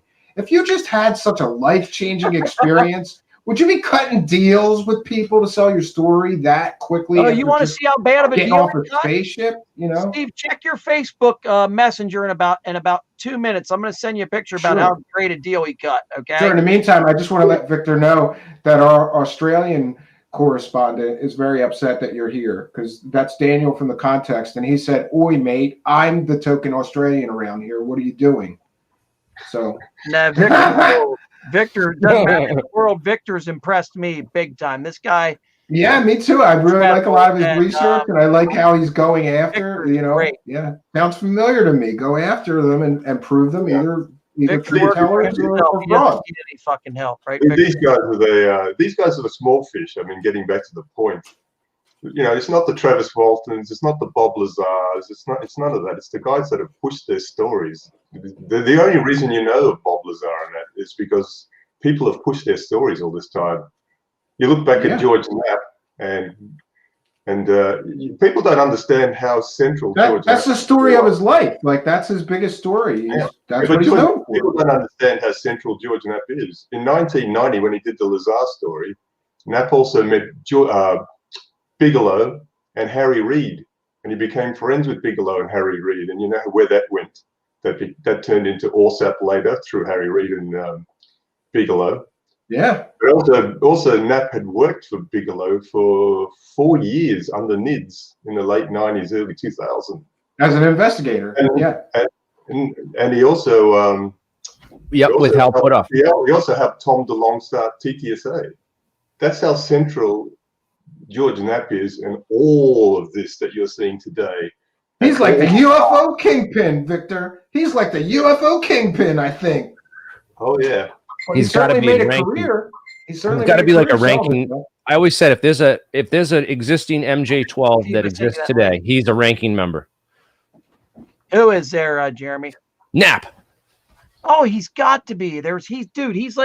He's definitely the king of. He's central in all the stuff that's been going on for the past 30 years. Yeah, you can trace it all back. Like it all revolves around his UFO reporting. Yeah, and George would never risk his career. Well, fuck, he's already made his millions, dude. He's made more money than any of those people. I lost my major contact in Las Vegas, so I don't have the contacts I once had. But I had such good inside information from fucking Las Vegas. It was amazing what I learned. And then George Knapp has made a considerable amount of money. He's made a lot. I can believe that. You don't get an indoor pool like that without making. Everybody mentions that indoor pool when they're upset about his money situation. Share that picture if you Shut up! There, Shut up, all of you! He needs a nice pool like that for his hot young wife. Okay. Yeah. He's got a hot young wife. God bless him. She wanted to swim in a bikini. He bought her that nice house with the big ass pool. Hey, I'll tell you something. They had that pool put in there. Yeah, I never believed that pool was $8 million, I think. But I actually looked up and found where George Knapp lives, and I had found an old real estate listing of that house, and that actually is his pool. It's not a hotel. Oh yeah. Pool. What did they want for the house in the old listing? Like $5 million? I think it was about 800,000. He lives It's not right a house. now. I wouldn't John even call it a house. Lear. It's more like a compound. It's like a huge compound. Yeah, John Lear and him used to be neighbors, but not anymore. John had to move, so. Yeah. Must be nice selling UFO bullshit for money. Well, yeah, John Lear is the one that really, it all circles around him. If you cattle mutilations, John Lear, Bob Lazar, And Dulce John Bays. Lear, Dulce, John Lear. I mean, Men in the Moon. People living on the fucking moon. Secret moon bases. It all came from John Lear. I think. Anyways, I sent you that picture. I want you to show that. Yeah, I'm working on it right everything now. I'm about gonna do it right now. I didn't want to share it from Facebook. Let me share it from my they Twitter. weren't terrified at all. Look how terrified he looked in that fucking picture. And that was taken just right after fucking the incident. I mean, if aliens abducted me and left me in the middle of the road naked 3 days later, why do aliens bring people back? What do they give a fuck? I mean, we ain't never going to be able to catch them. Yeah, here it is. Award winners Travis Walton, foreground, who told of being abducted by a UFO, shows off a check for $2,500. 6 others who saw the incident share $2,500. I look pretty happy. So right after he got abducted by aliens and spent 5 days on a spaceship and came off all malnourished because he didn't, apparently didn't eat for 5 days, even though scientific studies, I believe, proved that he had, right? Yeah. Yep. Not only did he cut this deal to get the check from the National Enquirer, but then he sold them the more complete story, and they did they did multiple stories through Travis Walton about his experience. They'd go back and tell us what the aliens on the spaceship look like, and then they do another article how have you been since you've been back from your alien experience? And they milked it, and he got paid for every one of those stories to the best of my back research. then that would have been like knowledge. $25,000, I guess. Now, Yeah, and plus he made the book deal, or he wrote a book. There we go. Alan Dallas. 35 years, and he's got the movie deal. Dead. Yeah, I thought it was Alan Dallas. Yeah. There's his name. It's spelled weird. Alan Dallas. The last name is Dallis. Okay. He claimed that he died a couple years ago. That tells me he doesn't want anybody looking into him at all. So I'm going to look into this right now if Alan Dallas died or is alive. The good thing about Very that important, because let's face it. If we can interview him, that would be great. Especially if he's high somewhere, 70 years old in a fucking hotel. Yeah, I wanted to ask everybody's thoughts on the George Knapps side to this big story, these 2 big leaks, and what they think of these photos. Like fucking blimps to me. They just look like balloons, or you can buy that blimp right there in the top at a fucking hobby store. I'm not bullshitting you. You can. Yeah. They all happened apparently. You can see the little engines on them that fly them around, guys. You can see them. But would they be as high up as an F-17 or F-16 fighter, though? Sure. Why couldn't they be? They got little electric motors on them that have nothing. Oh, yeah, and they float. So if you load it up with helium, it could... Put it this way. Apparently, according to the John from the Black Vault, all those pictures were taken within 30 minutes of each other. And if one of them looks like a Batman balloon, wouldn't and it came from a party, wouldn't you say that the other 2 were balloons that just flew out of a party as well? I mean, one of them definitely, come on, has got to be that Batman balloon. Yeah, and well, see, I don't have a problem with wait and see, but what I have a problem with is these absolutist statements that we keep mentioning. They say, these UFOs, these UAPs, they defy the law of physics. Which ones? The ones from these pictures or the ones from Jeremy Corbell's video? Which ones? They just generally they paint with this huge broad brush. They're doing things that our craft can't do, and they discount any explanation other than aliens. They jump right to the aliens, and I just have a problem with that. Wait and see what it is. Try to find a scientific data and analysis. Let's see the radar tapes to show what capabilities these had.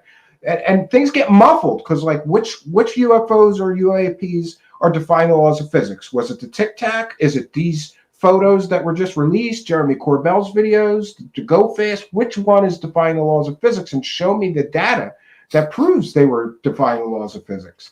But we don't get to that. We've never gotten to the radar tapes, right? I don't think so. There's only one paper I'm aware of that's been out there, and it was by that UAP task force group, and by a PhD named Kenneth Knuth. Have you ever heard of that name? KNUTH? Yeah. He wrote a paper apparently analyzing one UFO case to show like that the movements were like, apparently defying known laws of physics. So there is a paper out there on this. So I have to chime in on this. I gotta at least pretend like I'm an expert on this kind of stuff. Yeah, you're our science expert here, Jeremy.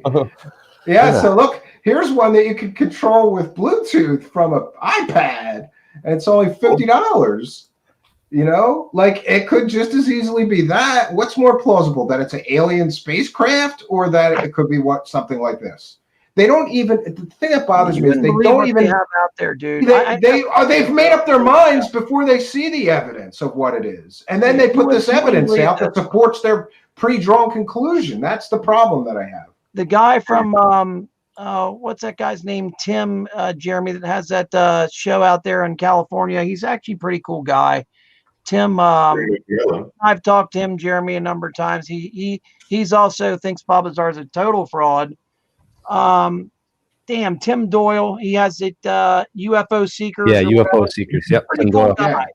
Yeah, he's been hammering these guys for years. Yeah, he was showing Tim and Tracy. He was showing a blimp that was flying above the forest that he had seen. I said, dude, look up forest blimp drones. I said, and you'll see them right away. I said, because the red gives it away. You had white and red, and I showed him the exact drone on there, and he was like, oh, shit, and he didn't take the video down, but he respected my research. I said, dude, it took me 5 minutes to find it. I didn't understand that he couldn't find the same thing.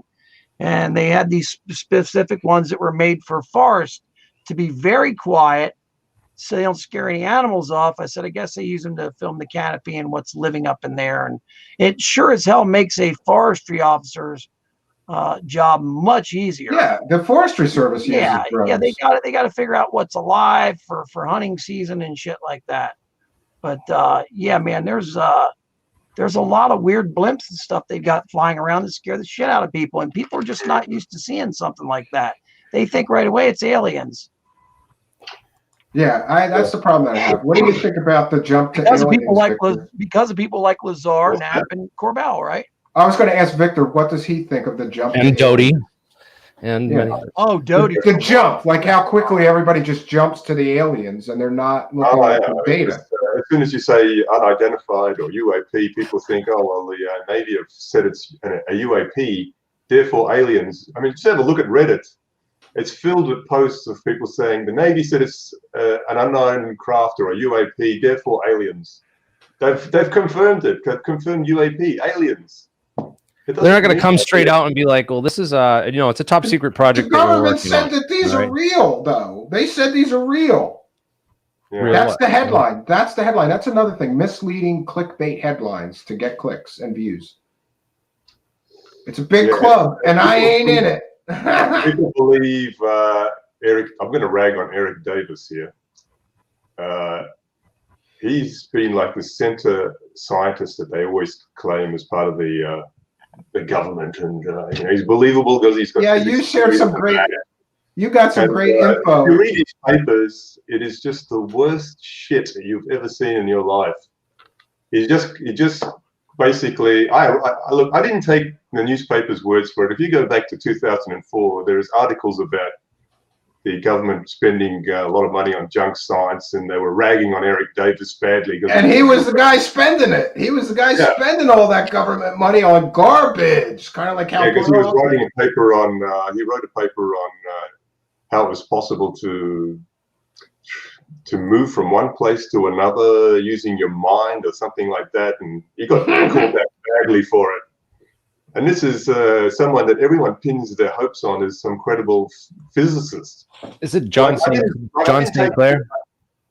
I didn't take everyone's word for it because I actually read Eric Davis's papers. I said, look, I'll give him the benefit of the doubt. And I read his papers, and all he did was he took all this fringe science stuff from the Cold War and propaganda, where you had the Chinese and the Russians saying that they could do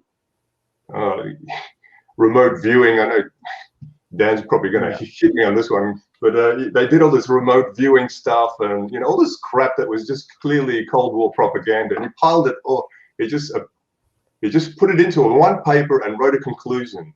I love And remote said, viewing. yeah, I believe all this stuff and it's real. And, he quoted Puthoff and how he believed in Geller and all this sort of stuff. And it's just the worst shit ever. And it's not a scientific paper in any degree whatsoever. And this is someone that That's everyone if you're a keeps saying is a physicist. physicist. And It wasn't commissioned by a scientific academy or an institution. It was commissioned by the U.S. Army Psychological Warfare Operations Center. Yeah. Which they still use to this day.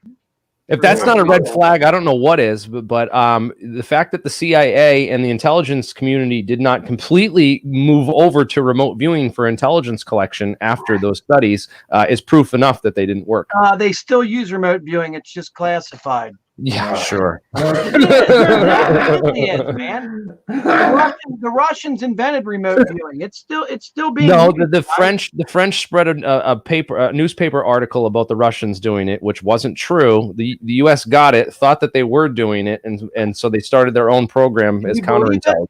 Believe anything the French say? Come on, Jeremy. The French. That's the history of it. If you go and look it up, I could find the articles for you, man. That's where it came from originally. Send them to That's me the first source you'll ever I- find for the remote viewing stuff.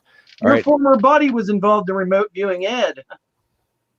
Oh yeah, with the neurosync software and all that. And all that stuff, shit. yeah. Ed was heavily involved in remote viewing. Yeah, so he was connected to those programs. I mean, we know that we established that he knew Hal Puthoff. He was connected with Hal, and Hal was definitely involved in a lot of that stuff back in the 70s at SRI International. And and by the way, I just want to mention on SRI, Which that's wasn't a involved with this. SRI is a totally misleading. They named their organization so that they could get fake clout, calling it the Stanford Research Institute. It's a private organization. It had absolutely nothing to do with Stanford University. But when they would get media coverage, people would assume that they were connected to Stanford University. Yeah, what's the name? So of that's that? scammy. That's scammy and conny right there. Hang on a minute. That's some con me. I'm going to call my company MIT International. Hold on a minute. It's like, hey, it's just like using Boston for something, right? It's oh Christ. Stanford. I got a Stanford flag behind me. Makes me look bad, doesn't it? you should You know, put up that Stanford, I've just been on the property. That's all. yeah. Steve, you should put up that picture that was in one of Eric Davis's papers about the one where he's got a picture of Einstein looking through a portal and looking back at a dinosaur. Yeah, you sent me that, but it's going to take me a while to find that. I'll see if I can. I have it. Guys, just send it to me fresh if somebody can, because it's funny as hell. That's the I quality of don't his remember- research.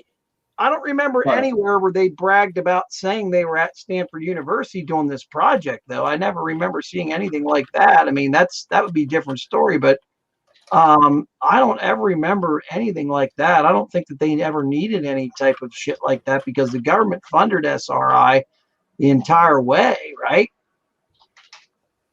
Yeah. And then you're trying to tell me it just all came to a halt one day for no reason whatsoever. It Yeah, never stopped. That's another thing I wanted to ask you guys about. George Knapp in this video where he's talking to Corbell claims that he had these pictures that he released 2 years ago, but he wasn't able to release them. But he didn't elaborate as to why he couldn't release them 2 years ago. Why all of a sudden now? I mean, we could speculate. The ones of it going in and out of the ocean. I want to see that again. I sent you a link to that in the private chat for that paper, so you can go on page Well, 17 is Einstein and the dinosaurs. I'd be blown away if George Knapp and them show a video of this thing hovering at, like, let's say 40 feet and then flies straight down through the ocean, then comes right back up out. I want to see that shit. Because no, but what I'm talking about is it doesn't leave a splash at all. No, I'm not talking about pictures. I'm talking about these pictures that he just released a few days ago of these so-called UAPs that look to me like balloons and very similar to the last one that was the Batman balloon, but it is what it is. He said he couldn't release them 2 years ago, and he's only able to do so now. What changed? Why can he suddenly release these? Because the guy on Photoshop changed it to make it look like it wasn't a balloon now. Oh, I got the Einstein looking through a portal at a dinosaur. This is the quality of Eric Davis's work. We're going to share it here. I'm going to cite fair use. I thought Eric Davis was okay. Is he like a dildo now? No, he's a total crackpot, wacko He's scientist. a nutter, I know that. He's definitely a nutter, yeah. Got some interesting Look at things that. that There we go. There's a picture of Let's see if I can What make it the bigger. fuck is that? This is Eric Davis's research paper where he's showing a picture Shows of opening a wormhole. Einstein opening a wormhole and talking to Barney the dinosaur. Look, it's Barney, friends. Oh, come on. Is it they really promoted this? Yeah, he spent taxpayer dollars on this. Look at there's a wormhole. Link to this fucking Right thing. Do you know how to open wormholes in your bedroom? Are you kidding me? I'd love to fucking do that. Oh yeah, it gets crazy after that. Can you take weapons and shit with you when you open one of these portals? Because that's if The I'm best going part through is an the Einstein. dinosaurs, I'm gonna need some serious fucking artillery, you know. Yeah. So anybody that cites Eric Davis as a source, like Richard Dolan, who claims that Oh my god. the Eric Davis Wilson documents are real. Eric Davis also thought that it was real that Einstein could open a wormhole and talk to Barney the fucking dinosaur. Richard Dolan, stop citing this crackpot, or at least tell people Richard Dolan the is truth not on about YouTube anymore? Didn't Richard Dolan leave YouTube? No, I What's don't know. interesting is that there are aspects that he mentions in this paper, which I found a lot of other research on that's more legit too. You know, like the negative energy states, the trapping and storing of negative energy stuff, the direct field states, what are called direct holes, direct holes. Some truth with your bullshit, Jeremy. You got to throw in some truth with the bullshit. Go ahead. I'm sorry. So I don't know. It almost looks like this stuff was, you know, kind of cringy and fringy on purpose to like, so that they could, you know, when it came out, they could basically post this as the poster child stuff. I'm not sure. I invited Eric Davis to come on the show and even invited him on APEC to present, you know, some of his stuff, but he declines. There's a message. Somebody's asking in the live chat, why did pilots take pictures of those if they were balloons? I'm not saying they are balloons. I'm saying that's a reasonable explanation for what they are. The pilots took these pictures, I guess, because they didn't know what they were seeing. Well, if they got a radar hit and they were scrambled said bogey, and we got to scramble a fighter up there to go check it out. You're damn right they're going to take pictures of it to report back to show. But with the gun cameras, not with an iPhone from a cockpit. Yeah. Do you know what I mean? And we're not getting the gun camera footage. We're getting some blurry ass images. And in their defense, George Knapp made a good defense. People complain that those photos are blurry. You try taking a photo from an iPhone in a F-16 cockpit when you're doing 500 miles an hour. Next time I'm doing that, I'll try. I forgive them for the items being blurry, but where's the gun? Where's the gun camera footage then? If this is all, you know. Yeah. We should be able to get the gun camera footage and the radar tapes. The radar tapes. And we never will. We'll never see the gun camera footage or the radar tapes. Just my prediction. Just like we'll never see Einstein in a portal and a dinosaur. Talking to Barney the dinosaur. To be fair on Eric Davis, I mean, he made an amusing picture in the document. That doesn't discredit the document, but I know it doesn't discredit the science and and especially the sources. There's quite a bit of sources there. That's where you got to dig for the more info is at the end in the bibliographies. But people have called him a crackpot scientist on more than one occasion. They've also said that he's just this Earth Tech. He was in EarthTech.org with Puthoff, right? And a lot of people accuse him of just riding Puthoff's coattails, like basically like saying he's kind of just a tag along. What I found interesting about those Navy UFOs and those incidents. I think it was the Drive or one of those websites posted a whole series of pilot reports from the East Coast, going back a number of years.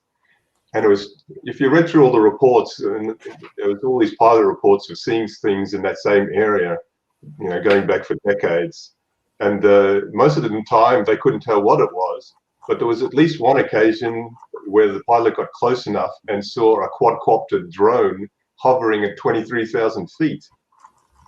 Yeah, and Corbell has claimed they can't be drones because drones can only go 10 feet off of a ship's bow. Like, they could only go about 10 feet away from the ship and they can only stay up for 28 minutes. Great, then show us the data that proves that these things were up for more than 28 minutes. Show us the radar tapes. Show us all the data you have, or is all the data you have this very flawed video and your anonymous source who no one can vet or check that any of this shit is real, right? I think something is going on over there, but I think like Jeremy said that, with TD Barnes talking about Project Palladium, and now it's called Project Nemesis, they've got this electronic warfare capability that they keep pretty secret, where they can project false fleets and full radar into thinking that there's aircraft going at a particular point and moving at unbelievable speeds. And you look at the Navy UFO videos, and in both incidents, they had brand new radar systems that they were trialing. And you tie that into what T.D. Barnes says in Project Nemesis. I think there's something in there in terms of possibly testing out their electronic warfare capabilities. Yeah, that's definitely a possibility. I know people are going to say, well, that doesn't excuse the things that they physically saw, but electronic warfare, if you look at the Project Nemesis, it involves real assets like drones and things like that. Yeah, absolutely. And people have to be reminded that they started working on drones in the 80s, secret drone projects. And so where are they at now? If they started in the 80s and it's 2020, I'm sure that we have, and these absolutist statements, these UAP exhibit capabilities that are not in our arsenal or in our adversaries. How do you know what's in our adversaries' arsenal? You don't know. We could get some general idea through intelligence gathering, but who's to say they leapfrogged us and they have some really advanced drones that they could fly out and observe these Navy ships? For all we know, it could be Russian or Chinese drones that are intelligence gathering. Where is this ship at? What is it doing? Observe it.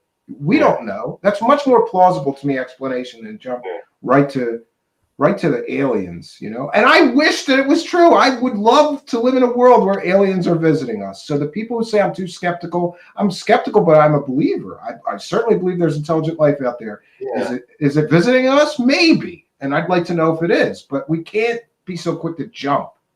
I think people think, they always jump on top of skeptics, but like for myself, and I know probably for all of you as well, I believed Bob Lazar when I first looked into him, and it wasn't because I was skeptical of him. It was because I wanted to know more about his story. And then the red flag started popping 1989, I was in high school, man.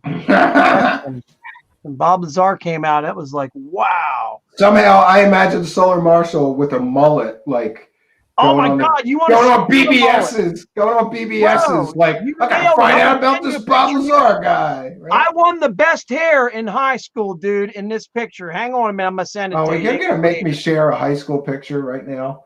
Well, no, you don't have to, but you said mullet. You're gonna get it. Check this shit out. I'll share it. Mullet, Solar Marshall, great.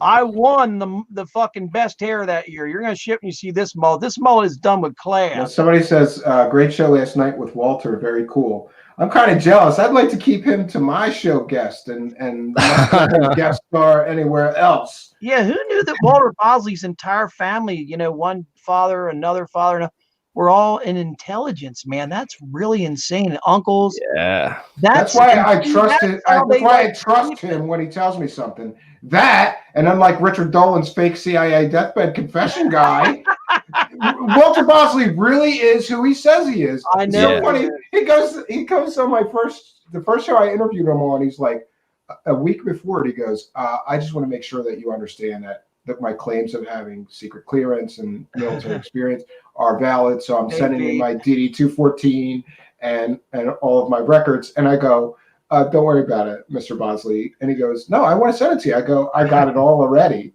Mr. Bosley. I know that you are who you say you are. You don't have to send me anything. But then he still did. On top of what I already had, he sent me all his records proving where he was stationed, everything you could get as a civilian. Theories on Roswell, I think he's dead on. I think he's 100% on the money. Yeah, I'm still not sold on that yet. I'm not. You're not, Jeremy? Yeah, I know. I think it's a plausible theory, though. It might be. It's definitely plausible. It was one of the first spaceships we ever launched. Why do all these UFO crashes and shit always happen right next to airport spaces? And because there's nowhere, dude. If they crash, right? Okay. Maybe the aliens are looking for some place to land, and they don't make it. Back then, there was no one for them to run into. I mean, that's my opinion on a lot of this shit.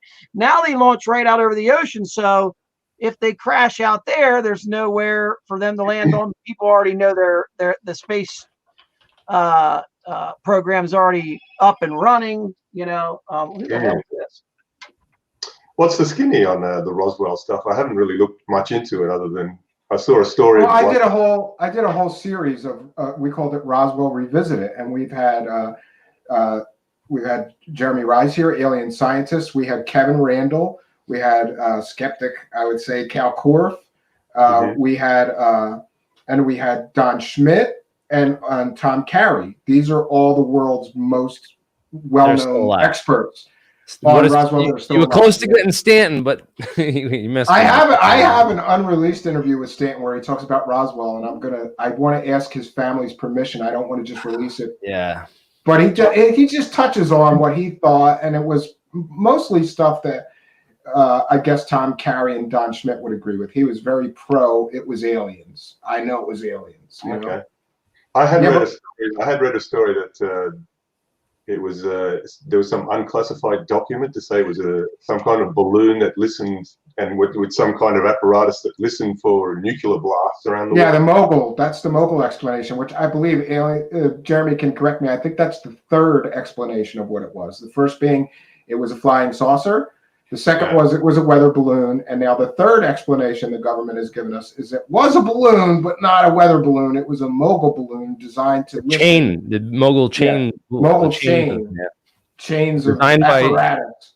Designed by balloon scientist Luis Alvarez, who was a member of the Project Blue Book as well. So, no coincidence there. Yeah, yeah. We continue. Look into it. I'm trying to get a panel show of those guys together, but I think Kevin Randall is not going to come on the same show as Cal Korff without one of those two murdering. Hey, real quick, you guys are kind of a witness to this. I got a really weird text message out of nowhere. I get these while I'm on these panels. It's some kind of strange thing with like the name Macaulay 15 something at Gmail something or whatever. They happen during these fucking streams, and that's the CIA telling you to shut the hell up about the aliens, bro. Well, no, stop talking about triangles, Dan. And no, I just report it as a listen to me. I just report it as a spam and something else and block it. They only happen when I'm talking about UFOs, and it always happens in the middle of a fucking podcast. How is that possible? It's very weird. And I'm just saying it now. I didn't open it because you don't know what could be on there, right? It's probably some kind of shit in there to just completely destroy my phone, whatever. Or it's random spam and you're paranoid. Yeah, how do you, I mean, are you supposed maybe try some indica. Maybe try some indica. You got stuff going on all those like sites late at night, you know? Yeah. No, I get there too, though. I get there too. Because if you Google it, what if it's some kind of, that's you want to talk about paranoia? Yo, there's a black SUV that was circling my cabin, and I thought I went right to Men in Black. That's a Fed. How did they find my cabin in the middle of this dirt road in the woods? It bothers me that this shit it always comes during a stream, and it's something very strange, dude. I don't know. You know, they can put shit on your fucking phone or whatever with this type of code, computer. Yeah, I'm just saying, in my case of paranoia, it turned out that my neighbor got a brand new SUV with black tinted windows that happened to be black. And he's like a mile up the dirt road from me, like way back in the woods. But I jumped right to, I'm like, why is there all of a sudden this black SUV with black tinted windows driving by my house every day? Because it came out of nowhere, and nobody drives by the cabin unless they, have a cabin off in the distance. So you got to calm down. Go to the rational. Yeah. So where do we go from here? Do we wait for the documentary or the next, History Channel show about this stuff? I told you what I'm doing. I'm taking all the interviews that I've done with all these scientists from all the projects, all the information I've kind of learned. I'm summarizing it into an intelligence briefing. I actually have a 3-part intelligence briefing. The first part is just a history of like all the different, Roswell, where we might look for the materials if there were a recovery program, crash recovery, where we might look from UFO metals, some of the known cases and documents on UFO metals and stuff like that. Just as a whole overview of the history of UFOs and where the best evidence is and where to look for it and where to find where Congress or the Senate Intelligence Select Committee could go and look for that information. So that's I'm kind of preempting waiting. I'm preempting waiting for them to do the next big disclosure, and I'm taking it. And I think you sent me parts of this thing that you're working on, and it is data rich and full of facts, evidence, sources that anybody can go check.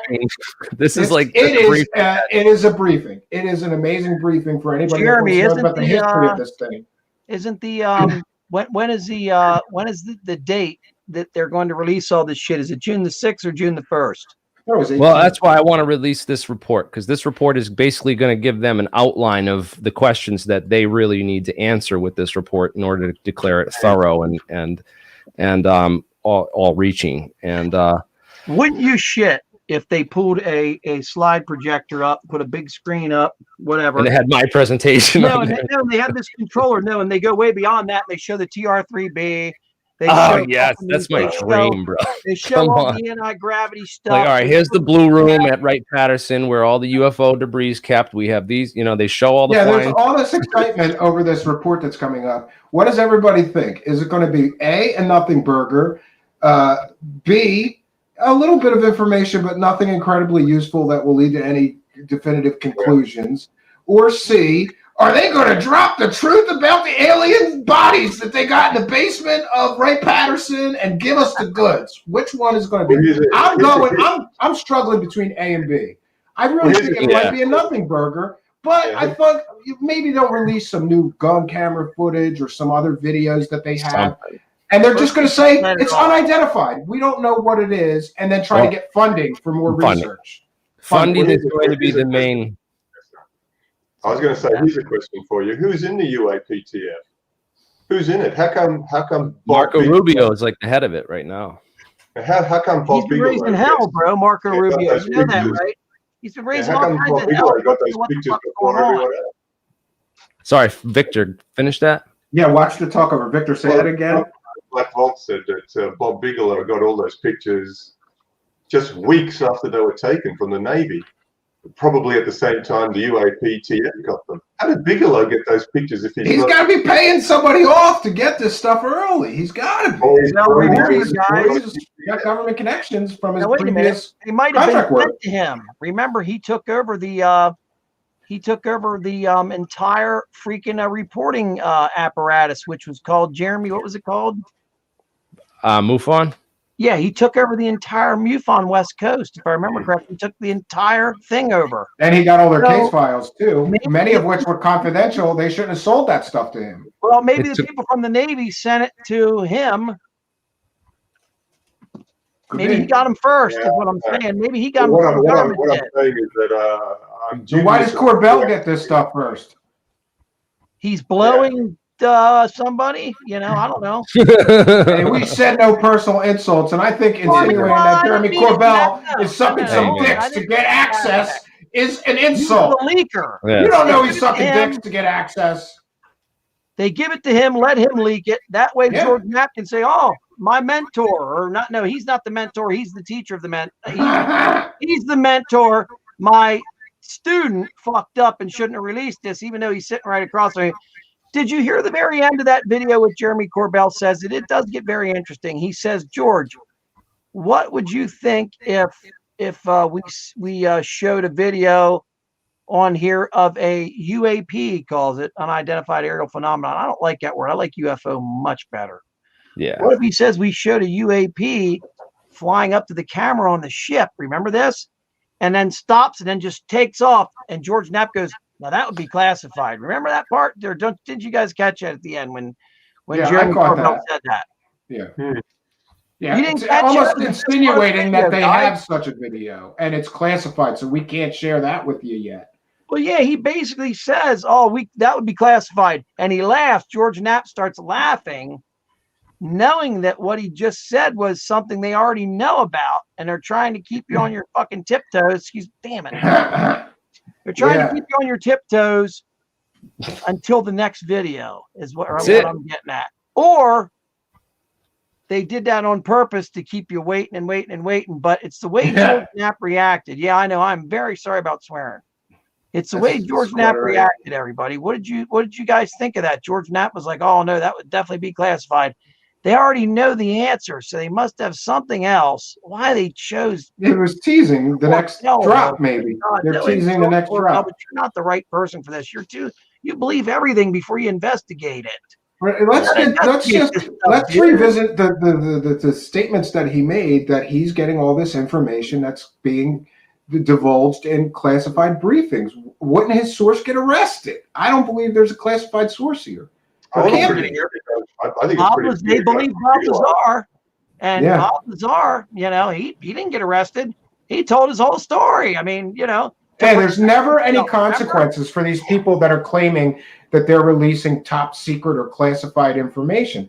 Now, he says that the video is not classified, but in the video he's talking to Knapp, he discusses in great detail what the contents, subject of the briefing, what they were talking about and concerned about in this briefing, or what they were trying to teach people through this briefing was all about.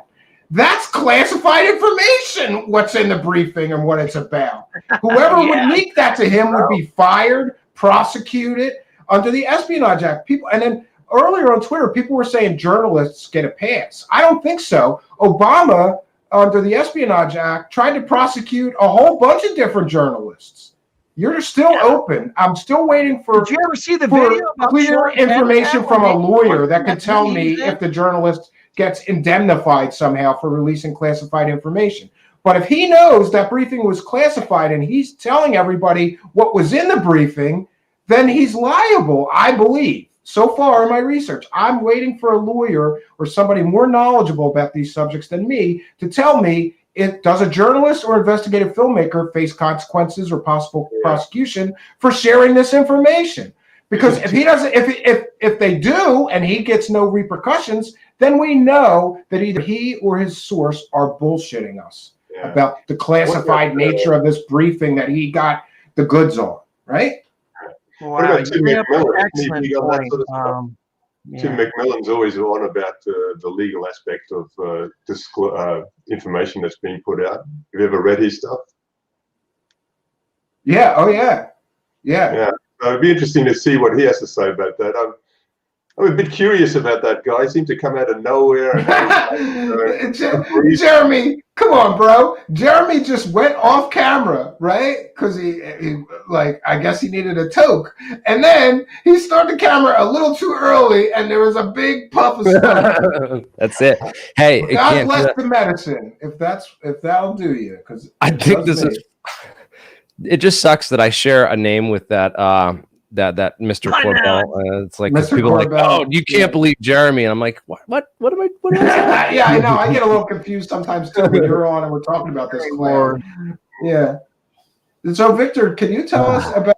You've been doing this research. Is it just Travis Walton, or are you like all chips in, looking into all the stuff and information that comes out? Travis Walton. That interview with Michael Rogers only just happened because of. I saw the beef between him and Travis Walton, and I thought, I don't even know why, but I DM'd Mike Rogers out of the blue. I'm not interested in a Travis Walton story at all. I just I met him. Yeah, when I went to Alien Con in LA, I met Travis Walton. It was kind of weird. Okay. Yeah, I just DM'd Mike Rogers out of the blue, and he agreed to an interview, and I interviewed him. Nice. I thought he came across believable, but then the very next day he contradicted everything he said to me. So. Yeah, he said he told another interviewer something totally different than he told you, which I think is just goes right to his credibility. And that was a lot of drama because Travis Walton was claiming that somebody was trying to extort him, and then right after that, this guy comes out and says, Rogers. I'm no longer a witness to the Travis Walton abduction. Yeah. Yes. And then, as Dan said, he reached a settlement with Travis. They came to an agreement, and then Mike Rogers posted on his Facebook saying, "Oh yeah, it's all good. We're best buddies again, and we're back in business." Yeah, he claimed that Travis Walton was a fraud and the whole story was BS, right? He And was then saying the he was next going to day, come out with the 2 days bombshell later, in a couple days, and he's like, and then I read his Facebook post that he's going to be talking to Travis a little bit in here, and then all of a sudden the beef was dropped, and I'm there's like, an all right, interview, Jeremy, Yeah. where he states that he was offered 3 million, 2 million in one shot, and 1 million in 3 another shot. million. In a movie, I and in don't a think book. he's getting 3 million to be a That's not what witness. this. How could this be worth that much, man? Oh my god. Fake We're UFO doing shit story. wrong. Yo, you know We're what doing we're gonna shit do? wrong, All bro. you guys are coming to the cabin, and you're all gonna witness my abduction by aliens, and You I know will why, split. Jeremy? Because UFOs are becoming really hot again. But here's what's so funny about the whole UFOs becoming hot again. Everybody has a camera.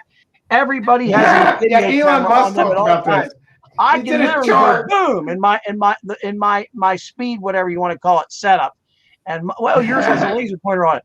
And I can be filming whatever's in the sky within 2 seconds, right? Yeah, How in the hell can people not film UFOs now? We don't see anything credible. Have you guys seen a credible UFO video recently? I haven't. Can anybody in the no. chat out And there Elon tell me something? Musk posted this really funny meme. It was like increase in resolution of camera phones over the last 10 years. Increase in resolution of UFO photos or videos Going over the way past down. 10 years, and it just stays the same. So you're right. There is something to Yeah, that. I know a guy that claimed he was filming UFOs all the time, and dude, once he got a better camera, you could see the windows in the craft.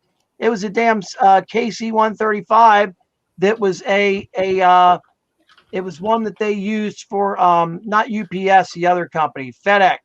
It was a FedEx a plane flying in and out of a certain location. I found out exactly where they were flying out of. It was because of the resolution getting better, and it did look like a damn UFO from the side. It was very confusing at nighttime. Sometimes the way an airplane comes and banks to go into an airport or something like that, and the reason is because there's nothing but on this plane. There's nothing but packages on the damn thing, and you have a very small crew. It's not like a plane crew of people flying somewhere. It's packages, Yeah. But the way the windows were lit up and stuff at different times, it's like, wow, what is that he's filming? And the angles and everything, it just really freaked you out at times because he would just catch it and it would be so silent. It's incredible how quiet a plane gets when they turn the jets down. They dethrottle them to land, and I figured it all out, and it just pissed him off to no end. Oh my God. And Yeah. he was so let down that it wasn't aliens that he hated me for years. But I'm like, dude, I'm sorry. You're filming FedEx. You're not filming Orion ships. You're not. Sorry. It just shows the emotional attachment that some people have to these like conclusions or whatever that they've already made about the data. He Everyone was has like, a well, then belief how would you why. explain the 2 7 feet tall women? He said that came to visit me outside of one of the stores that sells not Lowe's, Ames, or one of them that sells hardware stuff. I said, dude, if you saw 2 7 feet tall women, why were they driving a Pinto? That doesn't make any sense to me at all. And he was like, well, they've had that car for so long, they've had it since the 70s. I'm just like, what? Come on, man. But it just broke this guy down, dude, for me to debunk him. And I had no choice because he had challenged me. And it was a 2-year journey, but I got him badly. Well, I hope you're helping people's mental health too, because some of these people get into these cycles and they go into a decline. Yeah, like Paul Benowitz or something, Well, remember, I'm not going to lie about this. Last week, I yelled at Jeremy on the phone. I said, I'm so sick and tired of all this shit. It was right after the Mike Rogers stuff with fucking idiot Travis Walton. And I will call him an idiot because he's full of shit. Okay. There's plenty of reasons why he's full of shit. And you see him hold I that don't have check any skin in the Walton game. I don't really care if he's telling the truth or not. I do. I don't know because that's all I hear about when you. I guess it's. If you say Bob Lazar's lying, it's Travis Walton's next. It's like, guess what? He's lying too. Which UFO story out there is true, guys? Which one? That's like the most famous one, man. It's like the most. One? There's lots of experiencers out there, man, that claim this shit's real. Like, Okay, but which one? Do they have schizophrenia or what do they have? The fish shrimp, alien fish shrimp art guy. Right here is my problem. Everybody has cell phones. Everybody has, although there was something really weird that happened recently. A guy had said that Bigfoot abducted him in a spaceship up in the Pacific Northwest. And on his phone, Jonathan Reed. No, hell no, not Dr. No? Reed. No, I know Dr. Dr. Reed? Reed personally. I have his book back here. It's fun to read. I read as a comic. Do you believe him or not? No. Are you kidding me? Anyways, That guy's such a fraud. no, he I sent me the know. book and signed it, and I promised him I'd never try to debunk him because I scare him. Anyways, I do scare him. You want to see this? The Aerial School, that's a good one that Jay Roach mentions. Yeah, I don't One know was where. brought up in the I'm not phenomenon. really sure. I'm not really sure where we should like wrap this up at, but I think we've covered most of the points that I wanted to make.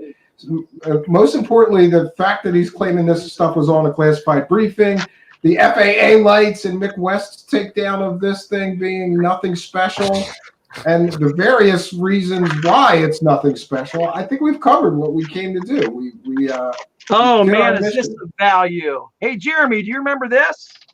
Oh God. Dr. Frank Stranges? Oh, yeah. Yes, bro. Stranger at the Pentagon. Yeah, well, guess what? Jeremy and I have original copies of the book. Yeah, this is from the you can first only press. get from that library. I have one of those. There is Dr. Frank Stranges. Do you know who Dr. Frank Stranges actually is? He actually is, in fact, and I shit you not, Dr. Frank Stranges is, in fact, the actual guy. What Valiant Thor is Dr. Frank Stranges. That's what I said. Valiant Thor, Stranger at the Pentagon. Yeah. He is it. And all you got to do is look at the hairline. The hairline, Frank Stranges had a very thick head of hair when he died at like the age of 80, okay? It's the same hairline that Stranger at the Pentagon had. Frank Stranges is in fact and here's we gotta do. I covered this earlier. The spaceship that he flew, which is actually a Sears lamp. You can look it up. I have the exact lamp and everything. Save it. So Sears lamp. We could do a whole show on that. We have to. Well, you want to? I'd love to do it. But right here, in fact, is Valiant Thor. Okay. Yeah. Now, see that thick hairline and the side? Look at Frank Stranges. Also, Frank Stranges had a twin brother, by the way. So he's showing pictures of himself as younger and claiming it was the alien Valiant Thor. He is Valiant Thor. He was Valiant Thor. Remember, Valiant Thor never aged, so he can only show pictures. He took a bunch of pictures of himself at that age with different people. Oh, and you want to hear something really weird about it? Frank Stranges is in a picture with none other than, what's that nutcase? Phil Schneider? Phil Schneider. Phil Schneider's daddy and Valiant Thor were in pictures together. Strange connections. So yeah, he had all those wedding photos at the archive. So I think we're going to wrap things up here because we John did Lear stuff. Very valuable shit in here. I have some discs in here that blow your fucking mind about Bizarre that no one has. That Victor's been trying to get a hold of for years. I just won't give them up. Well, we could do another show about John Lear discs with an accompanied letter signed by John Lear before he went nuts. Well, I forgot to show you guys something. I forgot to give Solar Marshall the "You can't talk about Bob Lazar" speech. I haven't talked about Bob Lazar tonight. There's the Dr. Jonathan Reed book. He signed it and begged me. Yeah. He begged me. There's the dog he claimed it burned up because the alien grabbed it and it turned into ashes. I think that was the meth he smoked in the woods that night. Yeah, could be. Oh, here it all is. Signed it all. Please, Dan, don't debunk me. Thank you. Here's a free book.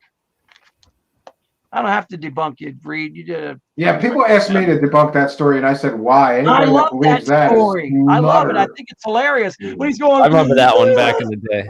He's breathing out the woods. It's just... And he's got the secret alien bracelet, like look like Wonder Woman's bracelet. I rewound that video and watched that alien eye blink many times. I was like, bro, how did he do that? How did he get the red eye shine? That's the only thing that's got me freaked out. How did he do it? And I told him, I said, how did blinkers on any puppet? You can put blinkers on any puppet. I've done it. You can put blinkers on it, but how did he get that red eye shine? It's not LEDs. I can guarantee you that. He almost had to kill something and stuff its eyeballs in there for a while, like a turtle. It looks to me like it could be a turtle head stuffed in there. He had to have done that. Could Look be. at the red eye shine. It's the only thing that's got me freaked out. I even asked him, like, how'd you do the red eye shine? read. His real name's Daniel Rudder. He's not a doctor. Yeah. So I just want to get back to this. George Knapp and Jeremy Corbell, they kind of preempted trying to say, we're Twitter warriors when we don't do research. But tonight we showed he was completely wrong about having a craft that could go in the ocean and fly in the sky, and was totally unaware that we had that technology, claiming no one did. We showed through Mick West's research that this object has got flashing lights just exact to an airplane, or what an airplane is supposed to have. And that he's saying that the thing was not government. Right here. Here's back when I used to work for the government. You look like I had to actually cut pictures out of there. Try and figure that one out. So we kind of, I think this thing is debunked as garbage. I worked for the government before I was kicked out. I think we did a good enough number on this Corbell thing, and I think thanks everybody for being here. I want to thank you all for participating, because it's much better than me talking by myself about it for 2 hours. We get some different perspectives. Fucking big mouth. No, I'm just kidding. What? No, I try. Listen, you want to do the Valiant Thor thing? We'll do it next week. I promise. I'll send you a message right now. You want to do it? I previously covered Valiant Thor. I love the story. Yeah, we'll do it. We'll do a whole show on Valiant Thor. Jeremy, you want to come on, because you and me did. Jeremy, we got to get the research on. We had no idea we were going to come out with Valiant Thor info, and it was fantastic. We also what's that dude's name from the library on the Philadelphia experiment too, right, Jeremy? Why don't you come on for that? Those people were all tied together. They were all UFO hoaxers. It's an amazing story. Yeah. And I've never covered the Philadelphia experiment because I just never found it credible. I mean, I'm from Philly. I looked into that. And my father was in the Navy. So you know what's funny? Only people that are from Philly call it Philly too. And around here, I'm from PA. People are like, "What's Philly?" Philly's Philadelphia. People outside of Philly don't know that. They're like, I just got in trouble from some Canadian who was like, "Why do you call it water?" Because Philadelphia, how to speak Philadelphian. Yo, you got me? I'm kind of thirsty. Can I have some water? And the Canadian was like, "Water? What the hell is water?" He says, "Water." You know? So that's how you know somebody's from Philly when they say water. How about this one, Steve? Or G. Steve, that's Philadelphia for "Did you eat?" We just say G. Yeah, G. That's Pennsylvania Dutch. Hey, Steve, how about a bottle of water? That's what I say. Can I get a bottle of water? People are like, "What the fuck did you just say?" I'm like, "A bottle of water." They're like, "What on earth?" I'm like, "A bottle of water." Oh, but we say a bottle of water. I'm trying to think what else we say. It's just ridiculous. That stuff's pretty funny. But listen, we set out. We accomplished our mission that we set out for tonight. And there's time for more shows, and I hope you guys will come along with us. I don't know what else to say about this, so I'm just going to play us out with a quick bumper, and I want to thank you. How about this, though? If we doubled up your views, Steve, you might get a bunch of Jeremy's crowd also. So that's I thought we were going to simulcast this tonight, but it was kind of last minute. So that's the way to get your. We'll try to work that out, and I'll just. Jeremy could use the view. I can repost this. Yeah, I can repost this video because it's good. We did a good job. So what's your average views, Steve? Are you up? Are you at a couple thousand? I don't know. I'm trying to not like 2,000, 3,000. Yeah, he's got me beat probably. Yeah, does he? Some of them don't break 1,000. It all depends on the subject matter, I guess. Is C.W. Channer still on? I haven't looked him up in a while. Is he still around? Yeah, I think he's doing a few like 4 or 5 streams. He's still doing the stuff in the afternoon though, like 4 o'clock. I don't know. I catch the replay, so I'm not sure when he's live lately. That was a fun show for the longest time, but it seems like what happened with him? I don't know. Well, I don't know. I've tuned in recently, and it seems like old times to me. So okay, cool. I thought he was restricted about what he could talk about or whatever. Yeah, I think he's a little worried after the YouTube shenanigans. Then he gets sued. That's what I'm saying. Remember that? I haven't seen Jeremy Corbell do any interviews or live streams since that one. We jumped on the live chat. Oh my God, we had him so. He started crapping his pants on UFO Jane's channel. That was hilarious. I got emailed by John Lear over. It's like John Lear hates his guts. I'm like, oh, great. What's this gonna be about? He's like, I hate him. Whoever he had a list of names. Other than like a horde of Twitter followers and advocates, I haven't met a single person who likes that guy. Well, Jeremy, remember that email I got from Lear? It had a list of names on it. It was like, here's the following names, and I know you, Dan. Who are the rest of them? Whoever you are, you need to keep it up. I'm like, what the fuck? It just made me laugh. A fucking 80-year-old man. You know, Oh, they yeah, just but- don't like him because he came along, stole Bob from him. Yep. Now Bob Yeah. hates Corbell, apparently. Well, I don't know if that's true or not. I get word. We can do a whole Jeremy show and about me that get this- too. I know Jeremy Gene and me Huff get our doesn't like words him. from someone that's so high up. I can't say who it is. You wouldn't believe it. Yeah, you When wouldn't it comes believe to it. the Bob Lazar story, believe someone it. that's at the very top. Oh, wonder I how much would he believe made it. on those Netflix movies. Yeah, he's got to make a new one soon. Yeah. Well, friends, I want to thank everybody for joining Victor's us the tonight. man. I'm going to play us out with a quick bumper. If you guys want to stick around real quick to chat real fast after this, I will be available. Okay. Thanks. Yeah. Scientist Jeremy Ryan, please subscribe to the channel, Solar Marshall. And our first time here with someone whose research, at least, I respect a lot and really have enjoyed. He sent me some stuff. Victor, stay on, by the way. So after this. Here, until next time, friends, good night and God bless all of you.